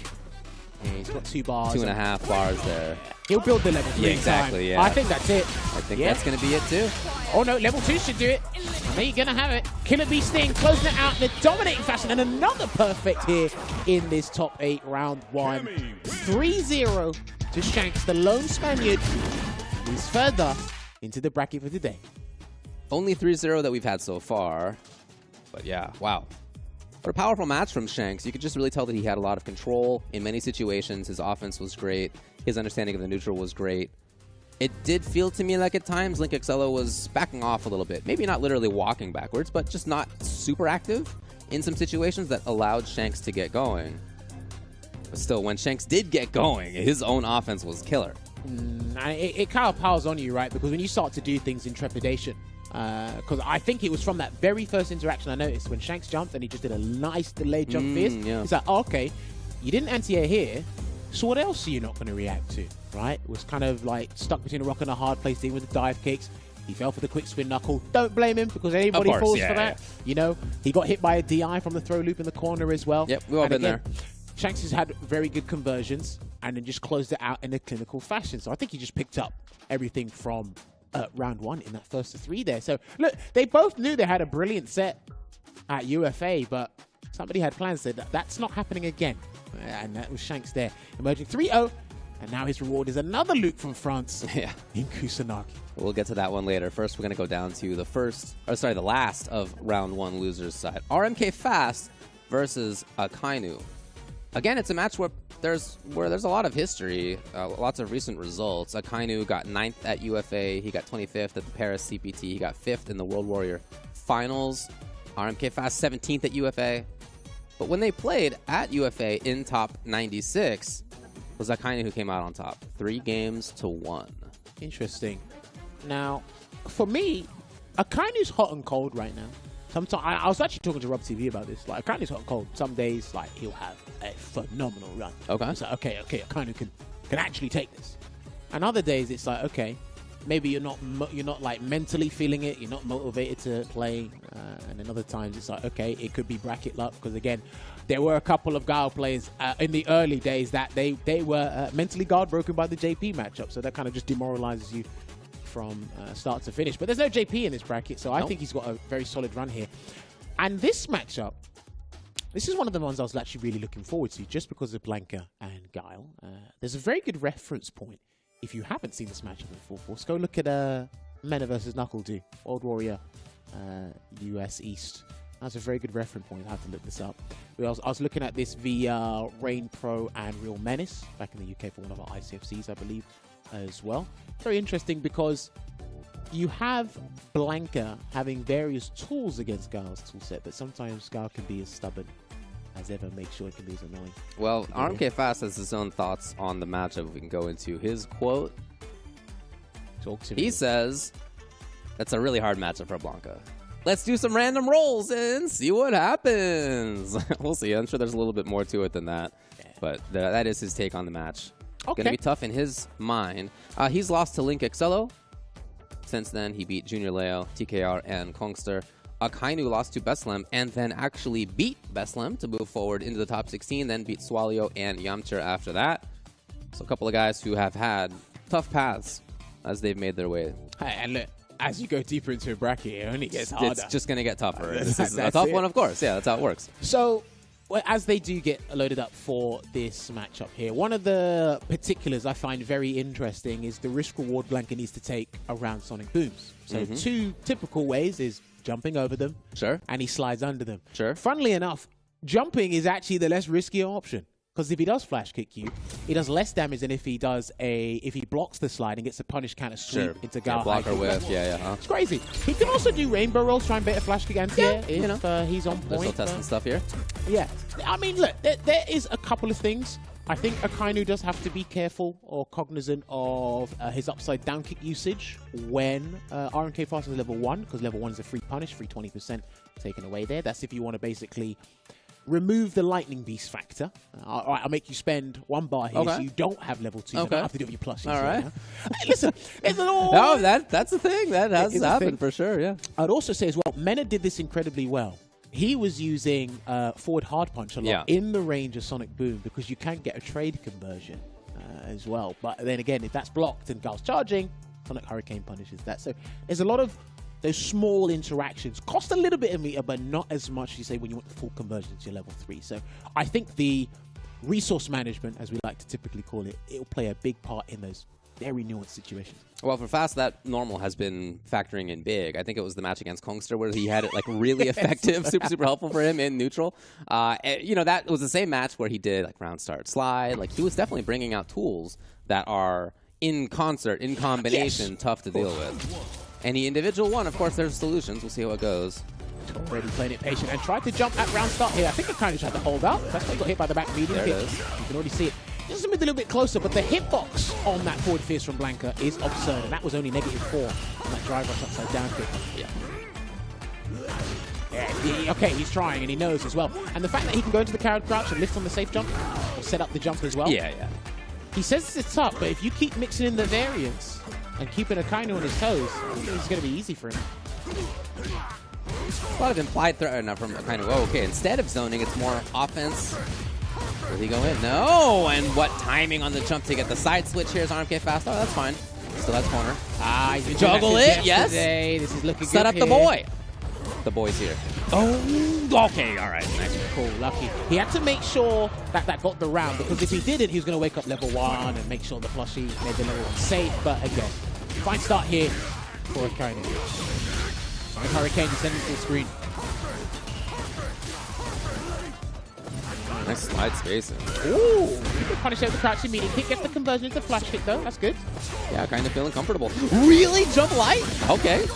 I didn't even think that was interesting, Yeah, okay. Going to take him straight to the corner though. I love the variants they do to send straight to the corner with the rolling cannon. It's hard to keep track of as the person who's getting hit. Nice work. He could have got a much bigger punish there and got the round there, Akainu, but he played it safe. He can punish that as well. I think Sonic Hurricane should be able to catch that.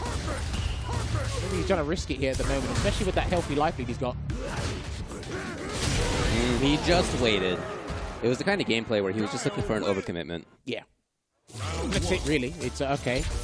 Maybe because the cow crouch, actually, if you hold it, he tries to punish it, he can go under some Maybe, Hurricane. Maybe.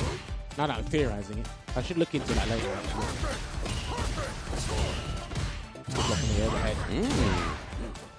Too far. Unfortunately fast. Well, he got a punish kind of roundhouse. I thought he could have done stat fix, got the conversion, but maybe he thought that was a miscalculation in spacing as well.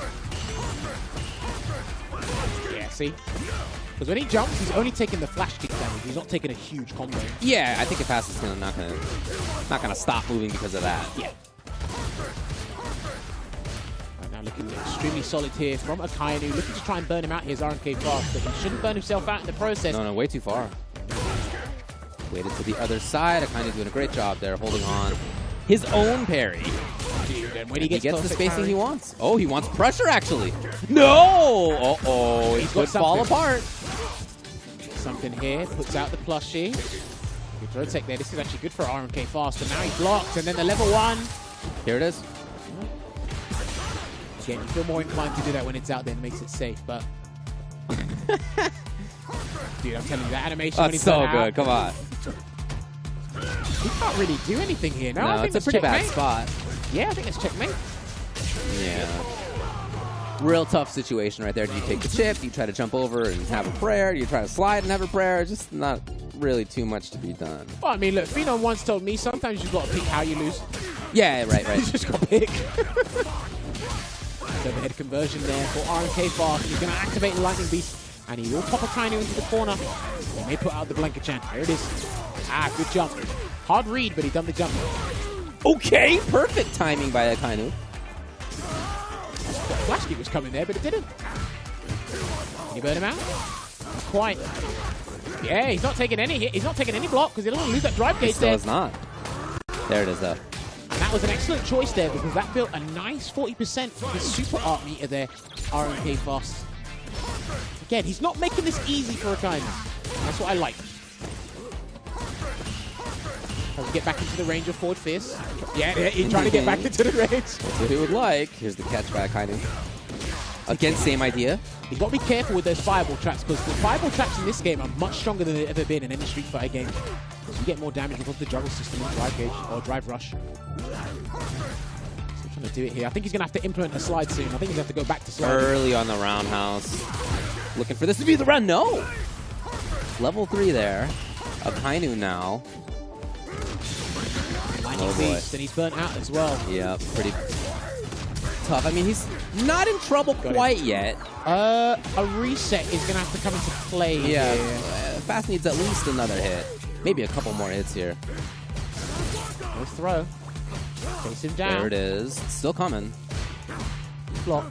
Great patience. Oh, the hit, really? Trade. Any hit will do it for Akainu. What patience by Akainu.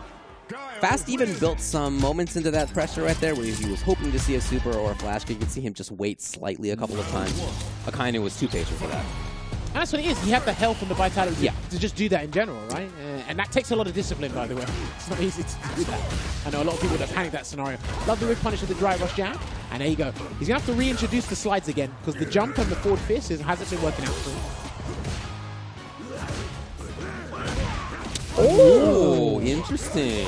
This time the connection on that combo there. No anti-air. Again, he's being extremely obstinate here, isn't he, David?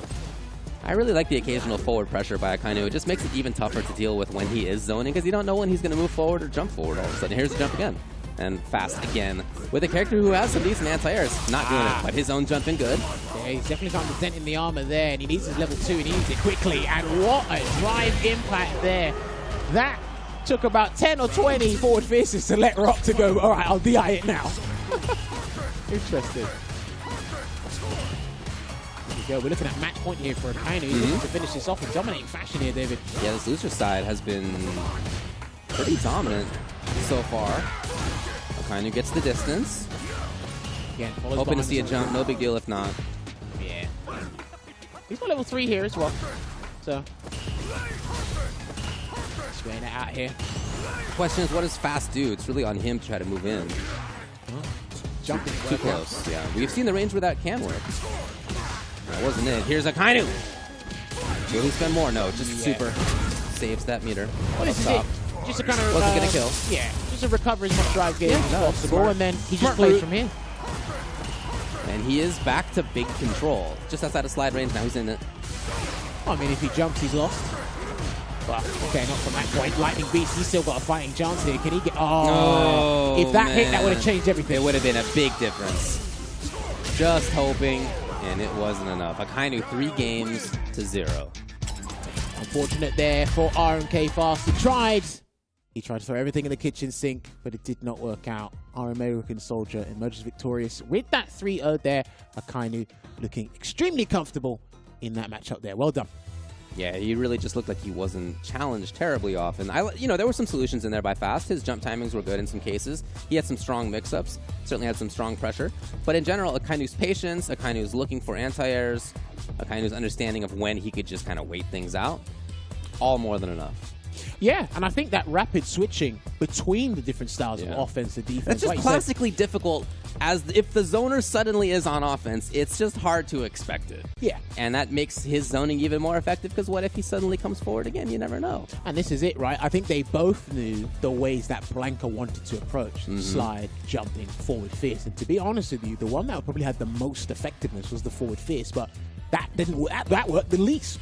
Right? And then you saw it at one point. We saw Akainu actually, okay, I can drive impact it now. All right. He had a couple of jumping roundhouses from doing that, going for the card crash and jumping there. But again, he wasn't completely deterred or mentally guard broken from the scenario. No. Stuck with plan A, and it worked out. So Akainu has to actually go up against his boy in Team BMS. Kills you. So that's going to be an interesting one, isn't it? That's the second round of losers. So we say goodbye to Link Excello and to RMK Fast. Congrats to both of them for making it into the top 8 today, but it won't be enough as their opponents move on.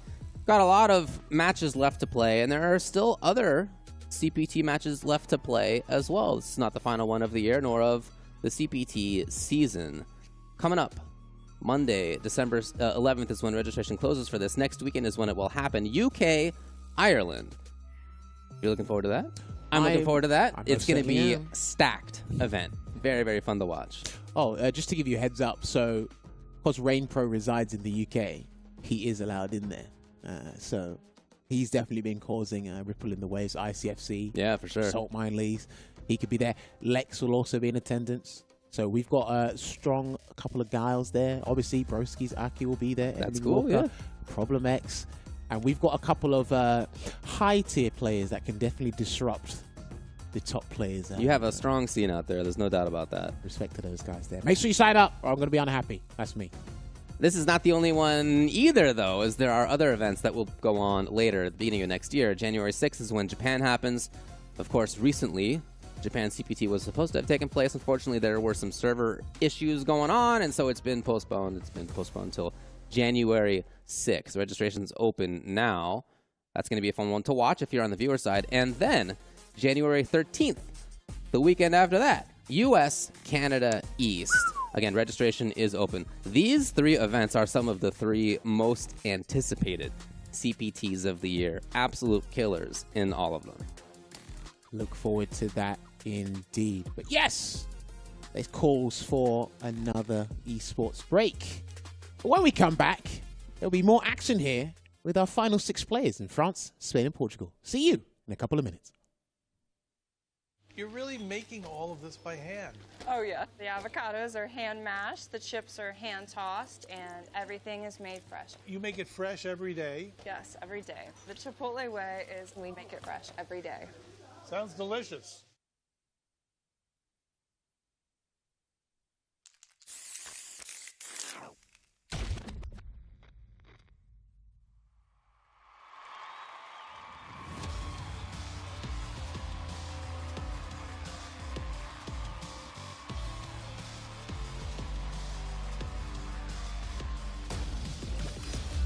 Let's get it.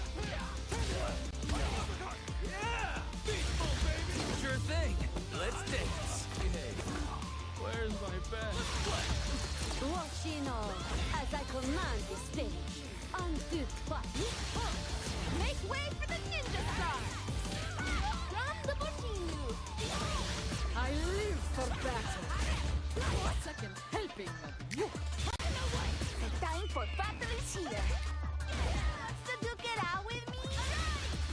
Shall we begin then? Do you need to take a rest? Do enjoy this. I'm game if you are.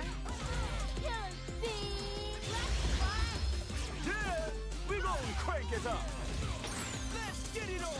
Alright! Another mission awaits. Do you plan to fight at all?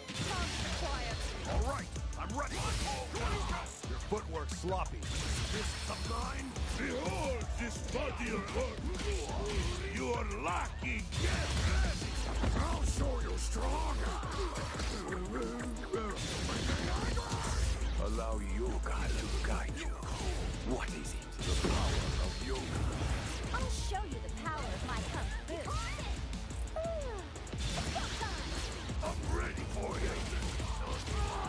Just bring it! Think you could break my defense? Got you in my sights. Smart choice. Bring it.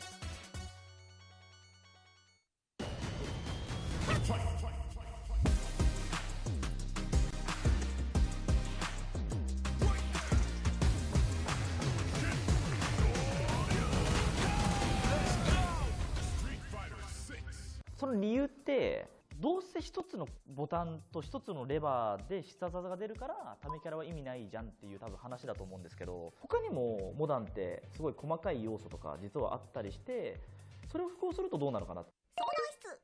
なんか DJ とか俺今モダンちょっとあるんじゃないかなと思ってるんですけど、理由としては立ち状態の攻撃をしゃがみながら出せたりするんですよね。ためながら上キックでこう出るこう必殺技とかあるんですけど、実はこれしゃがみながら打ってるんですよ。ああ、なるほど。とこれ出るっていう、これとか絶対にそのモダンじゃないと出ない。で後ろ台形なんですよ。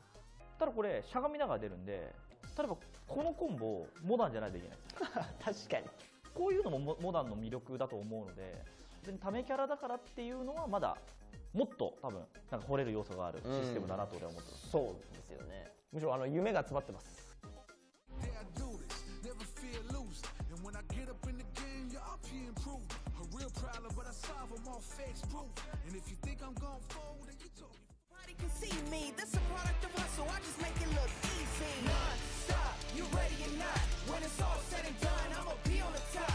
Imagine being only 21 years of age and being elite in multiple high-level esports. We've seen this man play. It's crazy even calling you a man. 21 technically is a man, though. I can't even lie. I'm so old now that I don't even know if 21 is a kid at this point.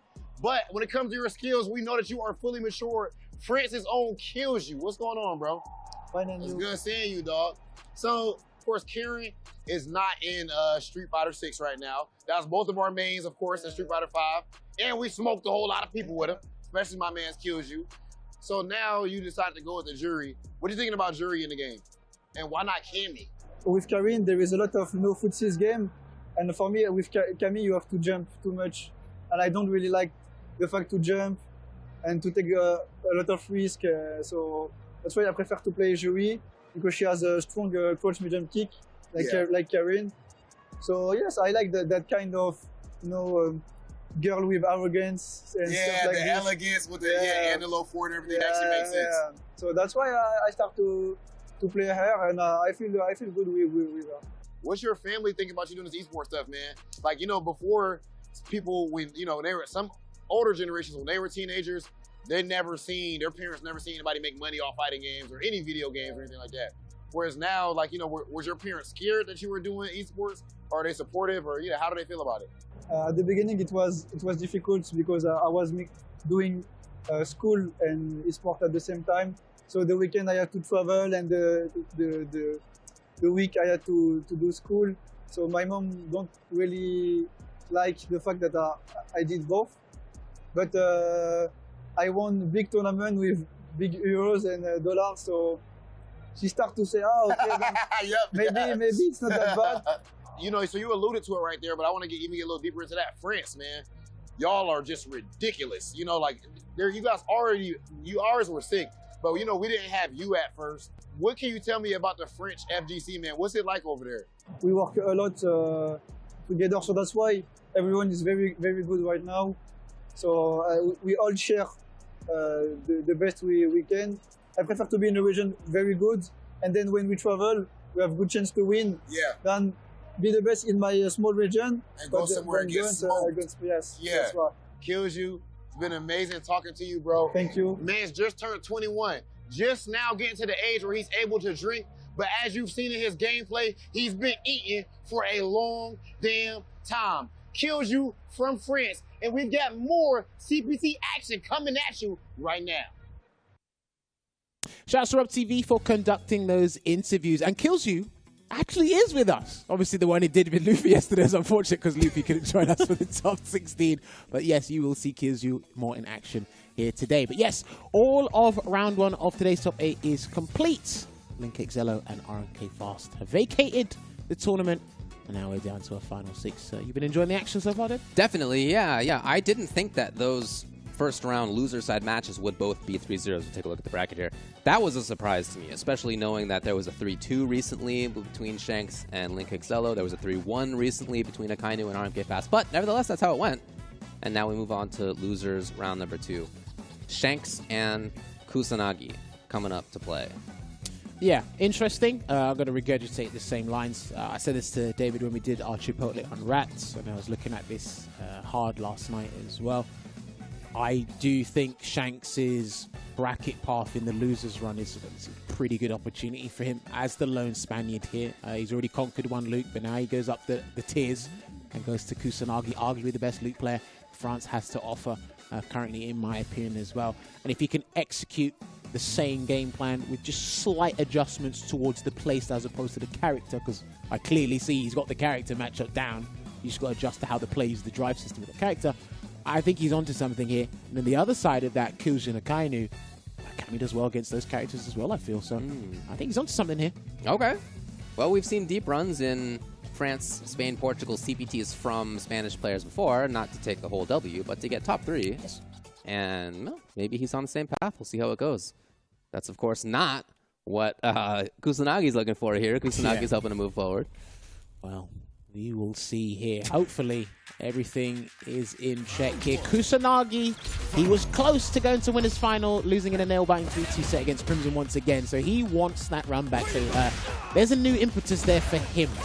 Shanks, on the other hand, he just wants to represent himself and his country. Yeah, he's done a great job of it so far. Yeah, at the moment, right. This is much more footsie oriented, much more aggressive here from Kusanagi. You can really tell what Kusanagi's playing. It's closer in than we saw before. Okay, well. First knockdown. Okay, I like that these two made that decision in that first knockdown interaction. I'm not mad about it at all. Yeah. But it is definitely clear that there's a different style of Luke. Okay, throw tech. And again, closer in, think back to where Link Xello was playing, was further away. He's waiting as well. Now, yeah, Kusanagi, he can use Sand Blossom. He has to be very careful because the quick spin knuckle, the jump-ins as well with the dive kick. But he has to know when to stop using them to try and bait a spin knuckle. Well, he has Shanks. walked all the way back. But look, already one conversion put him back to mid-screen. Yeah. But I don't think it phased him at all, the positional advantage. Boy, if Shanks had jumped just a few frames earlier, that would have been a huge payoff. Was cancelled. Good block there. Not trying to escape that strike throw scenario. Still use a big chance on the whip punish. That's the game. Didn't even need to spend. There you go. And he could have done a DP after that as well. But you could see the spacing. The whiff punishment's ready. And again, suppressor round start. Good block on the overhead. Hey. Okay. Shanks takes advantage. Jabbing for level 3. Interesting. He's going to spend it here. He's going to capitalize on the scenario that Kusanagi has presented him with the drive gauge. And if he does stand fierce, drive rush fierce, or not even just that. Roundhouse alone was enough. Speaking of, actually, it's interesting. Ah, okay. Understandable conversion here by Kusanagi. Yeah, speed up that recovery process as much as possible. He's just going to have to do a micro walk there button. Right back to the neutral play. Gotta hold that one. Double parry. Good conversion here for Kusanagi as well. Good situational awareness on the space as well to not go for the full stuff. Hello? Can you take this round? Oh, He absolutely. will. Stuff there from Kusanagi again. That looked like it was going to be completely Shanks game 1, but Kusanagi again got other plans. For that whip punish conversion is the both of them. Yeah, and he's doing that crouching medium punch. Crouching medium punches in this game across the board in general are fantastic. They will provide. A big opportunity for Kusanagi. The read there on the bait. Jab check. So he waited then jab. Oh, Yeah. beautiful side swap there into the grab. What sneaky trick you're going to provide us this time round? Miss! Execution error, but I think that actually worked out. Happened to for be him. okay. Yeah. Hooligan! There's the spin knuckle. That's the question. That's safe on block. It's away. Whoever hits next, that's it. They both know, and hence, man, neither one wants to move. Big chance. Well, didn't quite need it, but it all worked out for Kusanagi. Interesting. You just stand fierce into overhead, expecting it to be blocked. Yeah. Especially just the block stun as well. So that would probably would have thrown off his opponent a little bit more. It worked out. If we can get the names changed at the top, that'd be brilliant as well. There we go. Nice side swap. And I was talking to you about this yesterday. I do think Cammy has some of the best side switching potential in the game. Showing it there. Hey. Oh, that was just at the right spot. And Shanks now had corner pressure, not for long. Okay, flash knock his way back to the mid-screen. Goes for the delayed jab there. Put some pressure on the knockdown. Again, no parry, no jab check on the quick spin knuckle. Yeah, these guys are really throwing out those special attacks. Here it is.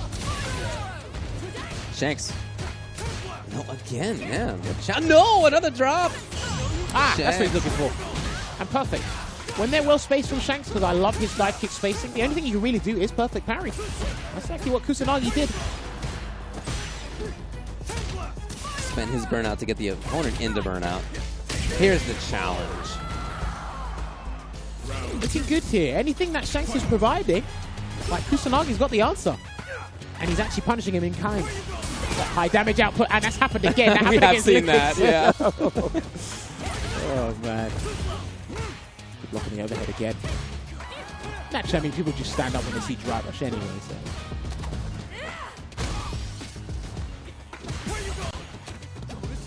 Gets that grab. Both guys got level 3 on deck here, and he just pressed fierce on defense, interestingly enough. I really like that. Yeah, what a challenge. Taking advantage. Here's the overhead. That's exactly level 3 what right away. That's what he wanted before, but this time it actually worked out. He's going to take off a nice 40% here. Let's see what he's going to do. Micro walk and wait. He will wait. Oh, no, he didn't. I thought he waited. I was sure that he was just standing there. Yeah. Wow. He decided to press, and as a result, Shanks is just a hit away. Watch out for Hooligan. I had a feeling if he wasn't going to spend the 2 bars, he's going to do something into the Hooligan grab. He could have fooled me, mate. I really thought he was there, yeah. All right, he's going to flash up his way to the corner here. If Shanks makes this one a piece, he's just going to disrupt everything. I top again. Oh, what spacing! That was incredible right there by Shanks. Okay. And a Makes burnout some here as well. great reads against intended parries, both blown up. He might not need to stun him, actually. Yeah, this is going to be the He's just game. going to be able to get the kill, yeah. Level 2 with the Just kill like that, abuse. 2 really big reads against intended anti-air, anti-dive kick parries. Both of them blown up, and Shanks used that into strong offenses we've seen throughout this so far from him to get that game. And I think it all stems from the level 3. It really did, yeah. That was a huge turning point. And again, it's a very similar scenario against Mr. Crimson. We had an execution error. This time he might have had a misjudgment as to what was going to happen there on defense. Trying to burn him out here, though.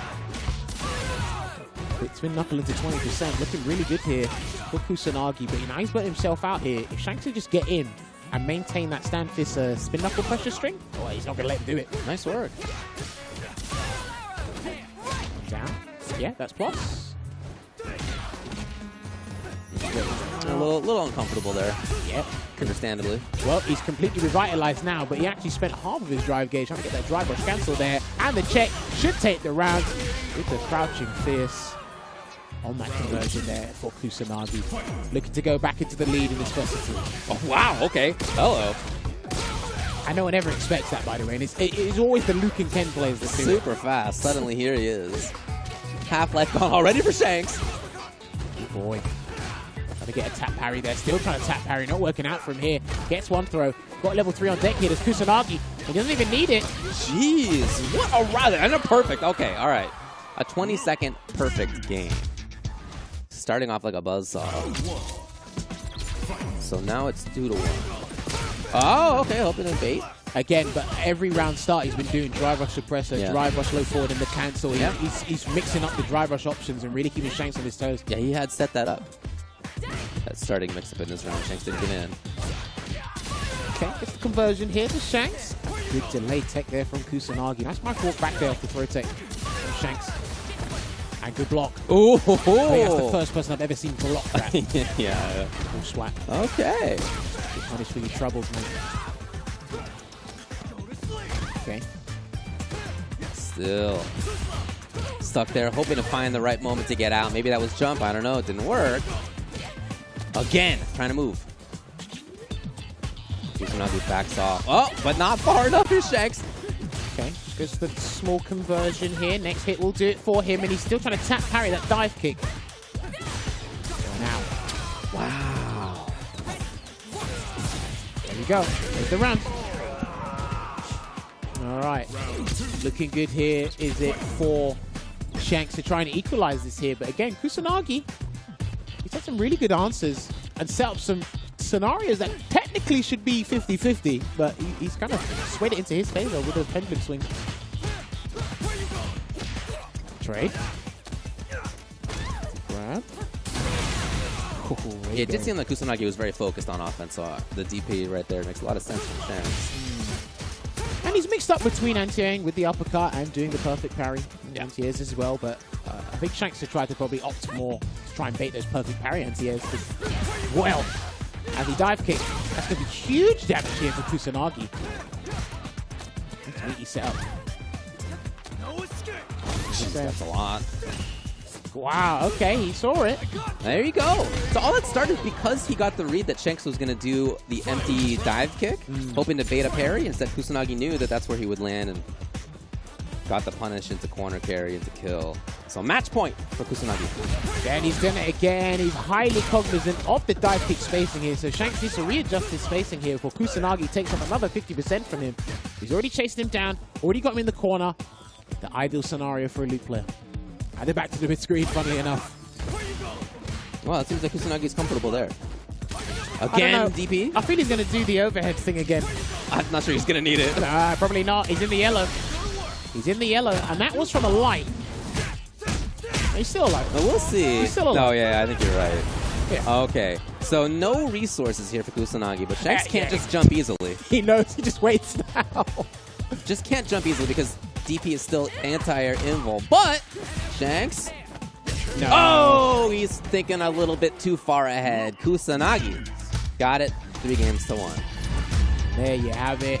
Kusanagi taking it 3-1 over Shanks there. So our lone Spaniard is no longer in the bracket. Well played to him throughout the weekend, honestly, and I hope to see him continue to play Street Fighter in the months and years to come, hopefully, because, again, hopefully down the line, sticks with Cammy, maybe another character may come along. That'll spark his interest again, but again, one of the best players to come from Spain. Yeah, thank you so much. Obviously a lot of strength for him, not just in Street Fighter, as we mentioned before, but it is great to see him here. That's it, Kusanagi. Yeah, played it great. And if you think back to it, there was even that round where if he had not pressed the button and buttoned himself into the level 3 from Shanks, maybe that was even a 3-0. So really, really nice work by him. Yeah, and I like the way he tried to mix things up with every tool in the toolbox there with Cammy, the dive kicks from different versions to different spacing, the quick spin knuckle, which was blocked. He implemented Hooligan as well. And then again, there was at one point, I think it was in the last game, yeah, this point here, we tried to Hooligan. There's no reason for Kusanagi to stand up, actually, because of the amount of health he had to work with. He could have taken that combo. Your resources are limited anyway. You've got a speck of health left, an iota of health left. It would have made it much more sense. But again, he had to pull a rabbit out of the hat to really turn that one around. So unlucky to Shanks there. And Kusanagi prevails and moves forward to the loser semi-final, where he'll be awaiting the winner of Killzoo and Akainu. It's an all-French affair from here on out. Killzoo and Akainu actually played at UFA. It was in top 16 when they played, and it was another 3-2 that happened in that tournament. Boy, I feel like I'm saying that a lot. That was a good tournament, man. That was sick to watch. But yeah, 3-2 when they played before, not too long ago. Well, I mean, what UFA did is just strengthen the argument. 3 out of 5 the whole way through. It can be done, and we saw tons of adaptation, great hype matches, and it allowed that just the adaptation was like, right, okay, you're running away with 2 games. Can I make the adjustment? And the more that the players did it, I always say it just strengthens the argument. Maybe it can do it. But again, there's time constraints, and again, you have to remember the players, that's prolonging their tournament day as well. Yeah. So again, the mental fatigue. So I don't know. It could be in the thing in future. Fingers crossed. Because like Abu said in the interview, I'm always thinking about the player. What's the player? Well, how do we accommodate the player to as best as can be? Well, we can say that it's first to 3 here. So Cammy versus Guile is the choice. This is what he's been working on as of recent. A counter pick to Dalsim, I think he has said in the past. I have spoken to Hurricane and Rain Pro. This is pretty difficult for Guile as well. But when I've watched Knuckle do go up against Mizuha at Paris Offline CPT, completely destroyed him. Watch Punk and Knuckle do go back and forth in this matchup as well. There's arguments for and against in this matchup. Yeah, earlier in Street Fighter 6, even Do would often go to Cammy versus Guile, but that's not something you see as much anymore. It's the conversion that always links, by the way. Drive rush low forward into a flash kick or punish counter. You can bet your top dollar it'll always work. Is he going to burn him out with the gyro drive smasher? He will. His only option is level 1 here on Wake Up, but he's not going to do it. Not yet, so Killzoo will threaten the stun. Oh, what a jump timing! By Akainu. Well played. That's over 20 frames to startup, but he jumped out just as the impact was going to connect. So what a timing. Man jumped out like it was a perfect parry window. No, it was great. Back to here now. This is the thing. This is one of those matchups where you can't just play it by eye. You have to know it, and you have to expect the Guile player to know it as well. And they're playing very close to each other. I think it's more of a player-to-player thing, because these guys, they're on the same team in SFL. These guys talk as much as possible when it comes to Street Fighter 6. Oh, nice work. That's going to be the game. Absolutely. Have it. Crossfire somersault super up. Will be taking game 1 here for Akainu. And this is a tough choice for Killzoo to make, because he wants to get back as close as possible to qualification spot, just as soon as he can. But does he go back and do it with Jury, the tried and true, which is not a good matchup for him or the character, in my personal opinion, or does he just stick it out with Cammy? Well, we haven't gone right back into the match, so I assume that he has gone back to character select. We'll see if that's true. Yeah, we'll see, because again, yeah. There it is. It only makes the most sense. You try it, you see how far you can get. Right, if he took the game, then you have to obviously forcibly play the next game, but you see how far. Akainu knew. He's just holding down until he saw the jump. But this is the thing, right? Because he hasn't really got, strong anti-projectile tools, you bank on the drive rush, stand, medium kick, crouch, medium punch, and it's like Sonic Boom stops there anyway. So your only other option is to jump. I think it's a very classical jump, and he's kind of countered that as well. So it's just difficult in terms of the approach. Well, all that said, it's corner. Denied. She literally has to rely on the up-close game and to hit Guile physically. Like, with the whip punish, get those drive rush conversions on board. There you go. And then the throw there as well. Looking a lot better here for Killzoo. I really like that. Yeah. Walking up with the jab. Denying what seemed like otherwise an obvious time for Akainu to press the button. Gotta be careful there. There it is. Oh, lovely conversion. Again, because of the options or the approach being extremely linear, Guile has all the answers to stop that horizontal approach on the ground anyway. And here comes the conversion into a stop here for Jury. Pressing crouch immediately to generate a little bit of space here. No level 3 just yet. I sense you know what, David. It might come soon. We'll see. Yeah, we'll see. But he's already back to the mid-screen here with the super archery. He can't drive rush in. He's got to wait. He's just got to wait. Yeah, there's going to be a boom. Oh! Oh, he's going to spend it. No, he isn't. Burned out. Trying to press. Does not want to have to get moved backwards. Oh, my God. Like, I knew what a conversion. What he really needed out of that was not just the damage, but this spacing. I don't know how he's going to get around this, unless he's going to wait for opportunity. The shield. Oh, he was close enough. Not there yet. Akainu could still win this. No! Counter hit, it said. Dude, he really had to be creative in that scenario and really bait Akainu into coming towards him, goading him towards him. It still didn't look out there after that phenomenal piece of play. Yeah, oh, that's so good. And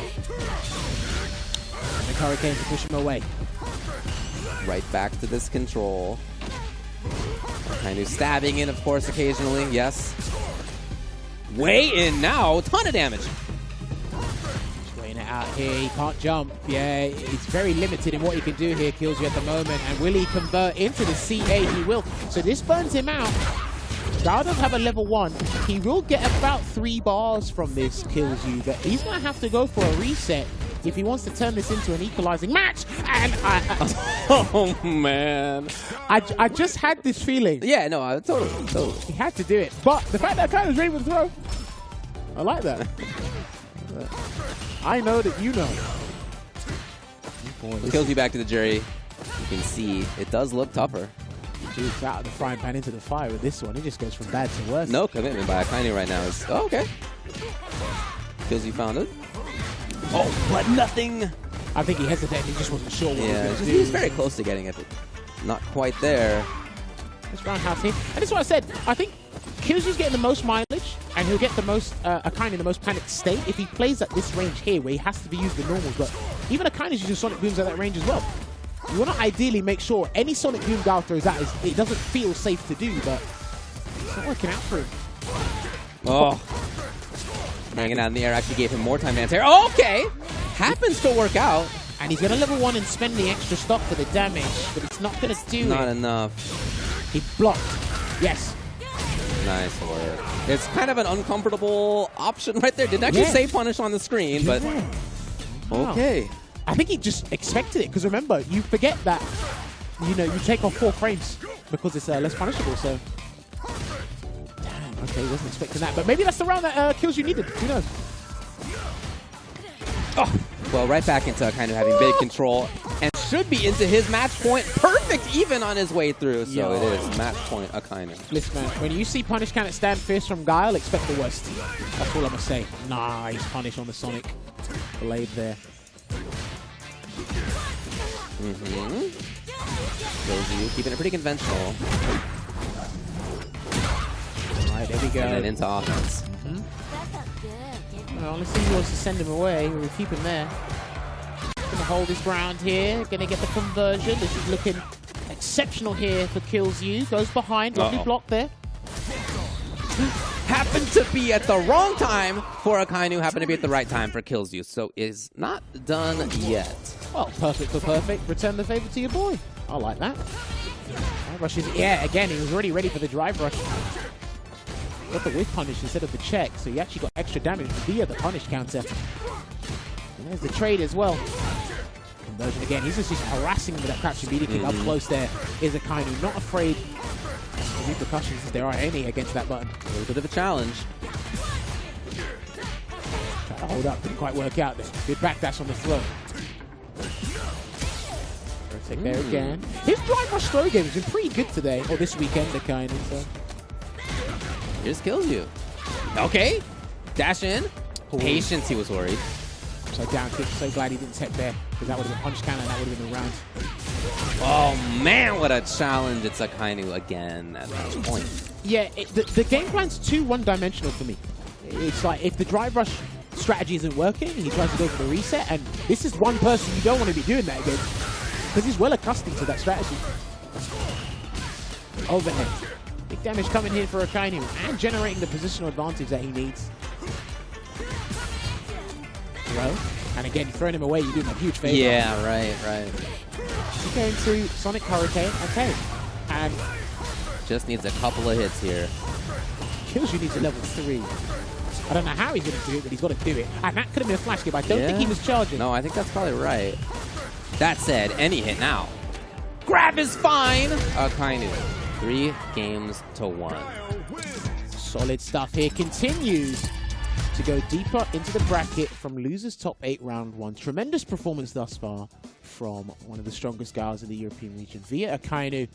And he actually knocks out his boy in BMS, Killzoo. That means Killzoo's journey comes to an unfortunate end here. Tried the Kami, didn't work out. But then the comfortability factor came into play. All right, it might not be the necessary tool at hand to counter Guile, but I know how this tool works in this scenario.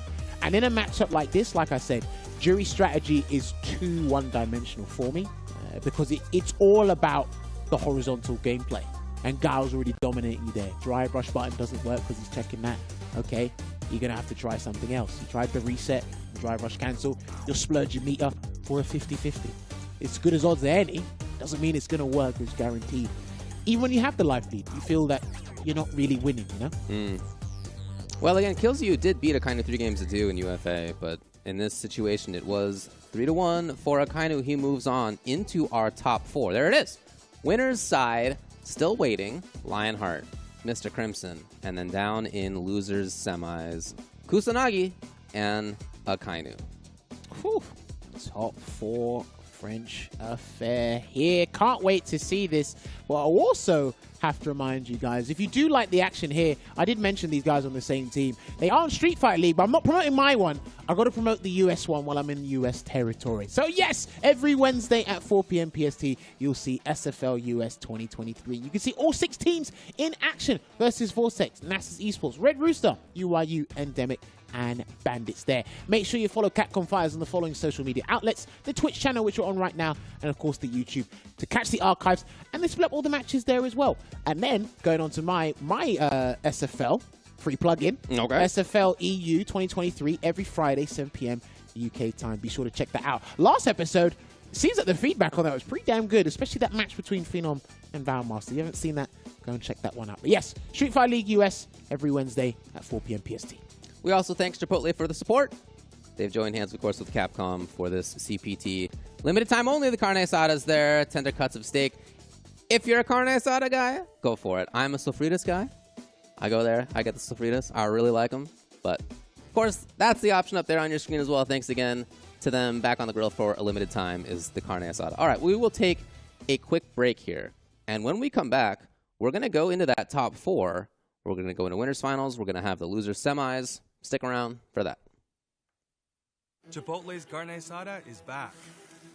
It's our most tender cuts of steak, grilled and seasoned with cumin, oregano, and coriander.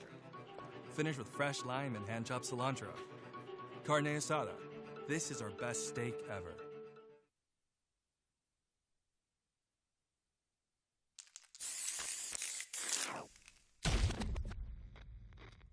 Time to work, time to work. When inhaled, coriamyrtin blocks the gamma-aminobutyric acid receptors in the central nervous system, causing spasmodic muscle contractions. Master, it's a work of art! It's perfect! What to do with you now? So, shall we put him out of his misery?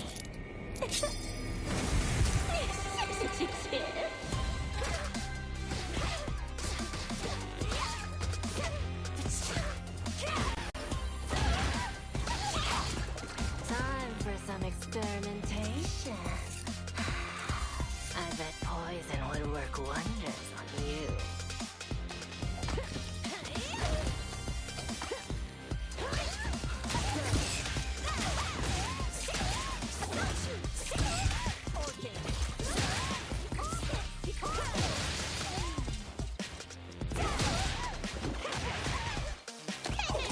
I wouldn't move if I were you.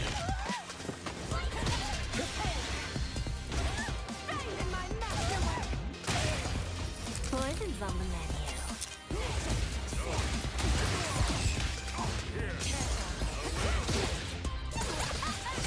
I'm finished with you.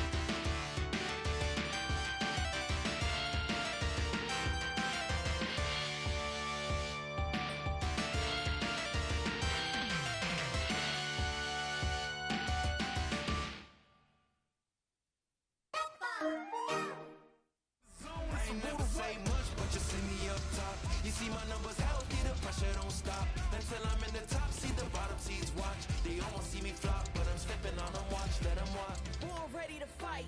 This is my moment. Coming for it all, just show me my opponent. Wanna be great, I'm a legend in the making. And this is mine for the taking. Cause I got what it takes to be on top. I'm #1 cause I don't stop. Hard gas, no brakes, high stakes. I don't act tough till the tussle let them fold ya. Non-stop, you ready or not? When it's all said and done, I'ma be on the top. 3, 2, 1. I'm ahead of the game. Don't remember my name.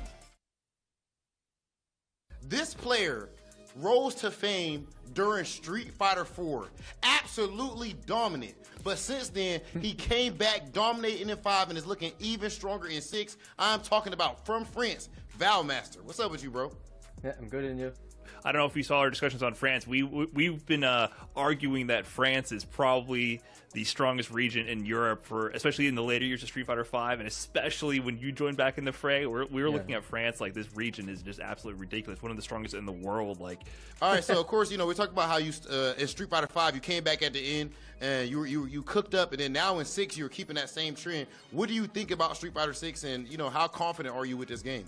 I think on the 6 I'm a bit stronger than on the 5. Since I start Street Fighter 6 from the beginning of the game, yeah, I feel way better than on the 5 and way more confident against all the players over the world. It's good to see your confidence too, especially after you're one of the few players who have had this like really close experience to almost qualifying and then having it kind of slip between your hands, right? Because in CPT France, you made it to winners finals. You had a 3-0 win over Mena, then you fell to Chris Wong, and then Mena got his run back there. So that was pretty, that was recent, and then you had to do your World Warrior very soon after that to actually qualify. So how did you feel in that time period? Yeah, I was thinking like if I lose, I was going to be very sad, because when you 2 times or 3 times very close to qualify and you don't qualify, it's very hard. Like this has been right now we gotta say Valmaster the strongest player in France easily, right? One of the best players in the world at the moment. Can we say it, Brian? You don't gotta say it, Valmaster. What do you think, Valmaster? It's hard to say. Sometimes you win, sometimes you lose. Because we don't have a lot of tournaments to see. You need more tournaments. I think this game is like poker, that's true. Like statistic. It's not because you win once like you better. I think. I was saying because you got third. Well, I guess we can't say, but you did get third in France offline against the world. And won the World Warrior against I do consistent results, so that's fine, yeah. And then Mr. Crimson after that won UFA. So, the Good wheels point. keep turning, right? You know what? Okay, one of the best players in the world and Capcom Cup qualified, Valmaster. Good talking to you, man. Indeed, Valmaster, having qualified for Capcom Cup already, made the choice to not enter this CPT. As a result, we have, among others, the 4 players who now remain. We are in the top 4, Ultra David and Jammers. We're going to be going into winners finals next. Yes, we are indeed, and that will comprise of 2 players, Mr. Crimson and Lionheart here. Looking at the bracket as we set this one up here. I like the point that Valmaster, brought up there in the interview. It's one of those things where it's like, okay, some people will say, we think you're the best Chun-Li, or one of the strongest Chun-Lis around. It's like, well, it's hard to say. We just need more tournaments. And I think what he meant is more international tournaments to get everyone together and really get more statistics. But then, look, someone once told me, if you are good, you will let people know. If you are great, they will let you know. Okay. That's it. And it's like, okay, he lets the action and the gameplay do the talking. And people will say, look, this is what we think of your Chun-Li based on what we see internationally. And this is just us watching. Yeah. Obviously, him playing, it's like, well, I haven't faced him to kind of agree with you on that point. It's just what we... That's understandable. So, speaking of which... Yeah, I was going to say, another one of the best players in the world, surely, is Mr. Crimson. This is the guy who, as they mentioned in the break there, got first place at UFA. He got 13th at the Paris CPT, so not quite the result that he wanted. He got second place in the World Warrior finals for the region. Kind of a dunking by Valmaster. And so this is now his chance to qualify for Capcom Cup. And as we mentioned, we think he's the favorite coming into this. But it's going to be Lionheart on the other side, who's had some strong stuff so far this weekend, taking out some very strong players. This is interesting for me. I've seen Mr. Crimson destroy Cammy players in this matchup. Okay. When I spoke to Garnet about this, he said this is 5-5. When I looked into this, there is an argument that this is kind of an evenish matchup. But F-Champ did say it looks even now, but the longevity of it, Cammy should be winning this matchup I see. over Okay. time. Okay. So, very interesting to see how this Lots of different ideas there, yeah. Oh, man, what a snipe. And the thing is, one thing you have to really remember, this actually works out for Mr. Crimson in his favor. Good neutral jump punish there. Is, yeah, you have to be active with your choice on defense all the time, just because of how Cammy functions. If it doesn't work out for you, which is not working out for Mr. Crimson at the moment. Okay, challenge, though. Gets right out of there. Going to be able to link it. All right, there you go. There's that lovely flamethrower known as Yoga Inferno, taking out that first round there for Mr. Crimson. Ooh, okay, no anti-air there as well. He's got to be very careful with the back heavy punch. Yeah, I was just going to say, one thing that Crimson does really, really well is he doesn't really take risks even in anti-airs. Like, he anti-airs when he's sure it's going to work. Oh, man, he knew! Oh, well, not really what he was hoping for there. What he wanted, and he's going to burn him out here, and it will be the CA version as well. But what is the choice going to be? I reckon he's going to conserve that level 2. Let's find out. Yeah. Yeah, he wanted to bait bait it. Yeah, yeah, that was the idea. Comet and Crimson back to controlling, and even though he's burned out, that's fine. Still can press the buttons, and they still work. See, and the thing is, Lionheart was kind of restricted in movement anyway because he didn't have enough drive gauge to really go for the gusto and be safe in that choice he would have made anyway. So it actually worked out in Mr. Crimson's favor tremendously well. But there's a reset into the drive impact. Try to get parried. Dashed forward. Okay. I don't know what that was. I'm not sure, but still him stuck. Throw tech there for Mr. Crimson. People got to be careful of that. Looking at the drive up there. He does that after throw tech all the time. That Stampede kick or some of the limbs. And him again. Great round, jeez. By Lionheart. The thing is, he's had some marvelous rounds. I'm not going to lie. He's in there again. Safe jump. Perfect carry is going to come pretty soon, and he tried to do exactly yeah, what he wanted to bait. Exactly. That must take a lot of work to get that right. Faces down, quick spin knuckle there. Good blocks from Mr. Crimson. Gets thrown for his troubles as well. He needs to wait for that drive gauge to replace, and he's baited that. I think this is, yeah. He's got to wait. He has to wait for the whole thing. Hit it. Yep, nice. Oh, no! Huge opportunity, and he's burned. Finds it anyway. Okay, wow. You know, not what he wanted, not what he was hoping for, but did a great job at recovering and finding the kill. Do you know what? Because the crazy thing about his level 2 is because they've adjusted the angle of it to make it more vertical now, it's more awkward to deal with for some plays because now you can let it rock, let it go, and then punish it. It's not like it wasn't S5. So even then, lovely reversal there from Lionheart. Back to the full screen here. And that's still punish counted? Oh, sick. Yeah, Roundhouse is out there for quite a while. You do not want to whiff that button. Just throw. Oh, this is looking really good here for Lionheart, and the jump back as well. I think, yeah, burn everything. Do level 1. You've got to do the level 1, surely. The last hit might do it. Not quite. Okay. Still needs... The grab is fine. Wow, all right. That jump back on the Yoga The jump back, it's if you are playing with your spacing, including moving backwards enough to get somebody like Crimson to whiff Mummy, man, you're killing it. Try to hold up, though. I think he should calm down with the momentum he's gained. Yeah, he's really trying to mix it up here, but don't want to be too yeah, obvious. the short slide rather than medium slide. And that's going to be... Not quite. I think you should give up this round. Yeah, give it up. Give it up. You barely got any drive gauge. Conserve the bar for the next round. And because all your defensive choices are within a negative manner, just give it up for the next round. Oh, no! Oh, there have been chances. Even more than he has had. There's lady luck on Crimson's side today. Oh! That was super good. Crimson won a conversion out of it as well. Nice 35% there for Crimson. He gets the whole stage. And because of the drive gauge as well, he's going to lose advantage here. His Lionheart, give it to Mr. Crimson. Just hand it to him on a platter. Yeah, he can't do anything. All that spacing. Dude, what a turn he did, Mr. Crimson. Oh, that's so... Here's Lionheart. Okay, only the grab.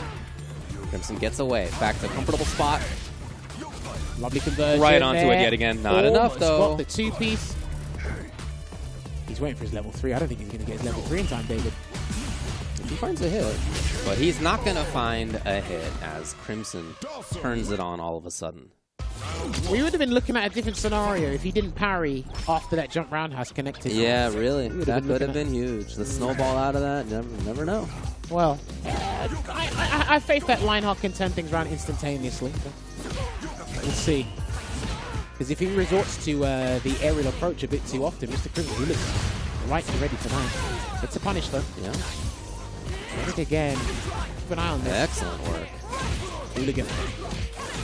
Hooligan again? No, what a block! I can't believe he did that mid-screen. Nobody does that. Well, Crimson was ready for it. I know. Why was he ready for it? Hoping to bait a throw tech. Nothing came. Crimson's here keeping his eye on defense. Looking good. Gets the conversion into the Yoga Inferno again. He's going to have to jump very shortly. I don't know how he's going to do it, but punish kind of back to the full screen. And he's burnt out. So yes, he was going to do a slow and painful death, which puts Mr. Crimson at match point to book his place in Grand Finals winner's side. Crimson just waiting it out. Great spacing by Lionheart. Got him just before Comet. Yeah, okay, slams him down. This is looking really good here. Oh, the idea was there. Execution not quite there. Yes. I'm loving these chase down. They're doing snippets of damage, which we can work with for now, no matter how minuscule it may be. But oh, get him! Ah, damn, he wasn't ready. That was unfortunate. I feel these chances just slipping through. Yeah, right. There have been. There have been. And some slowly moving backwards, by the way. Straight to the corner. Into reset. Okay, he did that before the defensive option comes through. Hold up, spend it, get rid of it. Yeah. We'll do that with the Delta Red Assault. We're going to a final round here in this game 4. He's at a super meter disadvantage, but the way Lionheart's been playing and shutting down or limiting Dhalsim's movement in the air and on the ground, I think he's got a fighting chance to equalize this, David. Really? Let's go, Lionheart. Just like that. Has the corner and a ton of damage on the deck. Looking good here. Got him again! Throw bait. He's got to do one more. He's got to do one more throw bait, surely. Crimson's defense usually so strong. Getting baited here. I can't believe he did it. I think that's what he wanted to do before. Probably so. Yeah, throw tech there from Lionheart. Just walk away. Yeah, Mr. Crimson wants to burn you out. You've got to walk away, mate. And he tried to do that. The defensive punch. Okay, Crimson's turning it on. And he can win from this as well. Absolutely, yeah. And I love it when people spend their level 3s when their drive stock is tantamount to each other, because you go and burn out and I get all the gauge to work with. Yeah. Are we looking at a checkmate here? I wonder. Well, at least some chip is on deck. Question is, what else?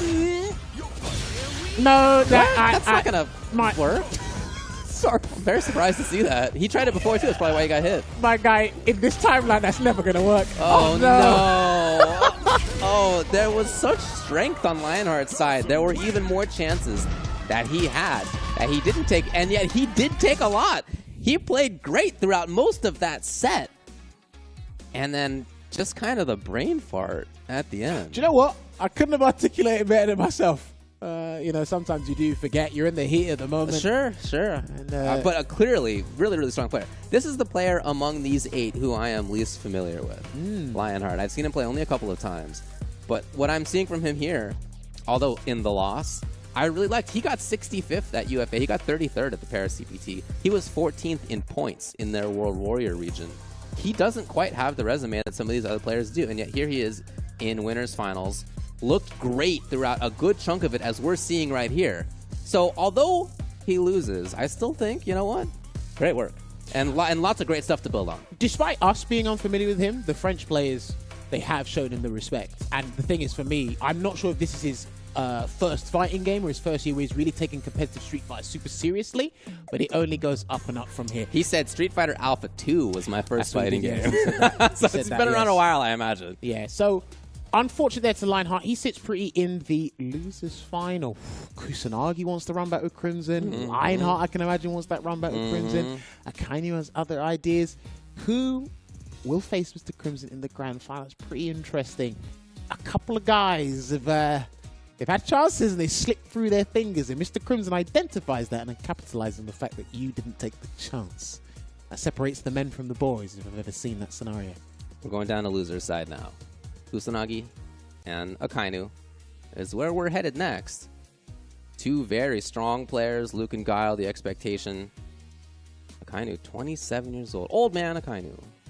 I mean, he's younger than me. If he's old, No, what am I? I mean, don't even talk to me about it. No, it's brilliant to see these guys still active and playing here as well. Yeah, it's for sure.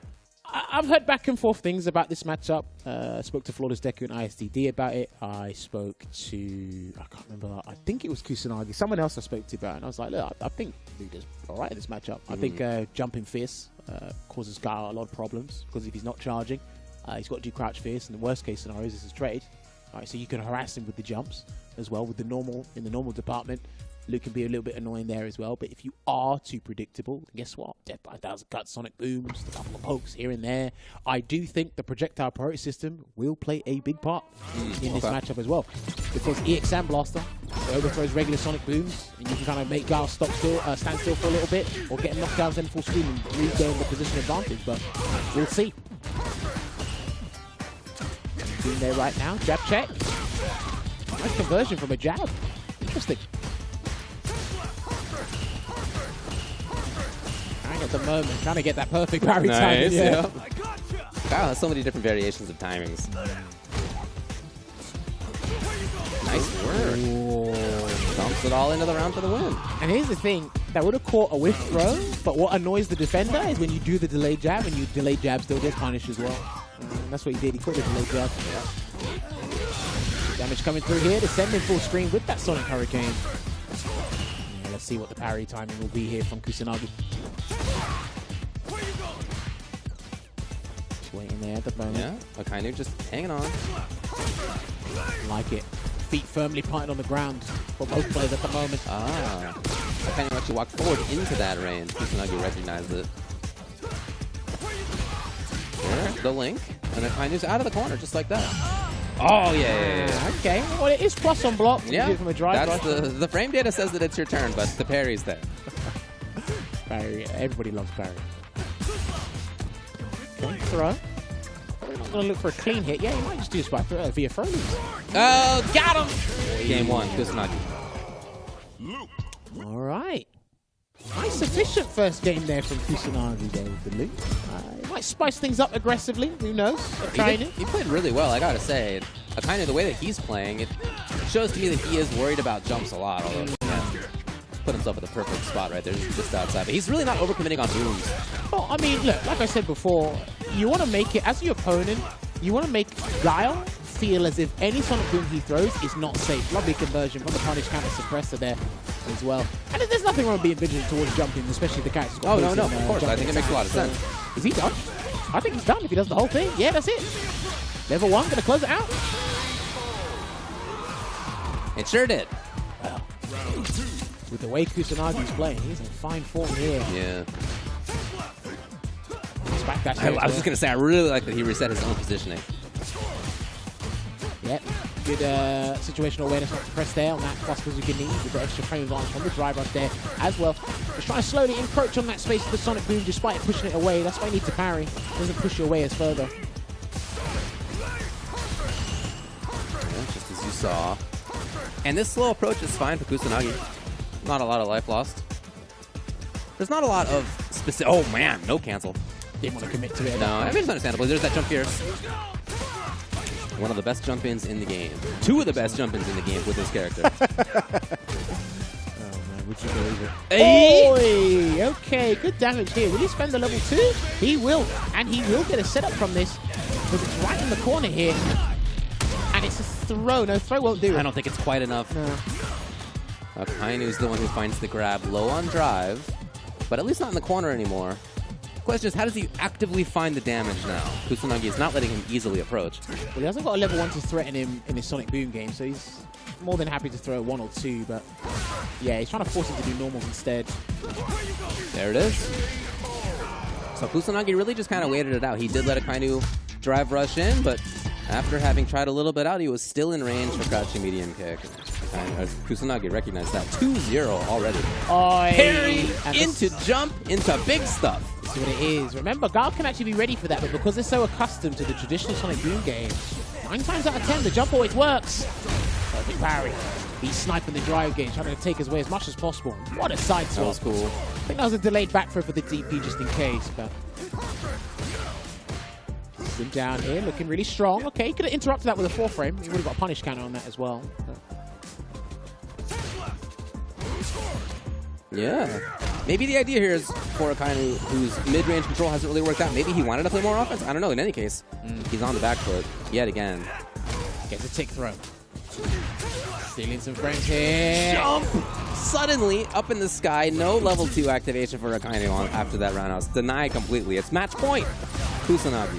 The jump timings, they got introduced in the latter part of this set. Yeah. In this game, in that round, really, is when they've been big.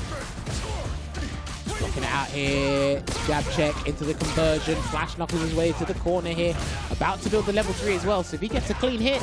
I gotta say, Kusanagi is making this matchup look very difficult for Akainu. Very much in control. Level 3, we're done. Surely into the end of the match. Yes, exactly. You have the Eraser gonna close it out here for Kusanagi in a dominating fashion there. 3-0. To our young Frenchman. Boy! He made it difficult for Akainu to throw booms. Akainu knew that. Obviously, they played many times, you could tell. Akainu started out throwing not many booms. Yes. When he did throw 2 booms in a row, one of the few times throughout that was when there happened to be a perfect parry and to jump over the following boom. And you could see why Akainu was not throwing many. It was hard for Akainu to approach. It was hard for him to wake up in offensive situations for Kusanagi. Kusanagi just all sides of the game, I think, had total control. It was very impressive play. And I'll tell you something that's interesting, right? Because this is looking at 2 things on the same coin, right? So if I perfect parry, I don't know what version of the boom you've thrown out. So 9 times out of 10, I probably won't get it.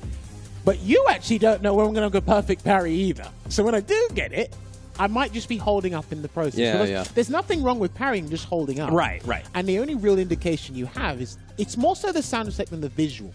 One of my personal gripes is maybe change the color of the perfect parry or slow it down. I don't know. It makes it easier. I know they're trying to make the clear distinction as to when you parry a physical hit as to a projectile. There's a clear indication it might be easier, but the fact that we have a little mind game as to, well, the guy player doesn't actually know when you're going to perfect parry either. It kind of just works out anyway, right? It worked out great for Kusanagi. That's for sure. Didn't even need to spend level 3 to get the kill here, by the way. Level 2 was fine.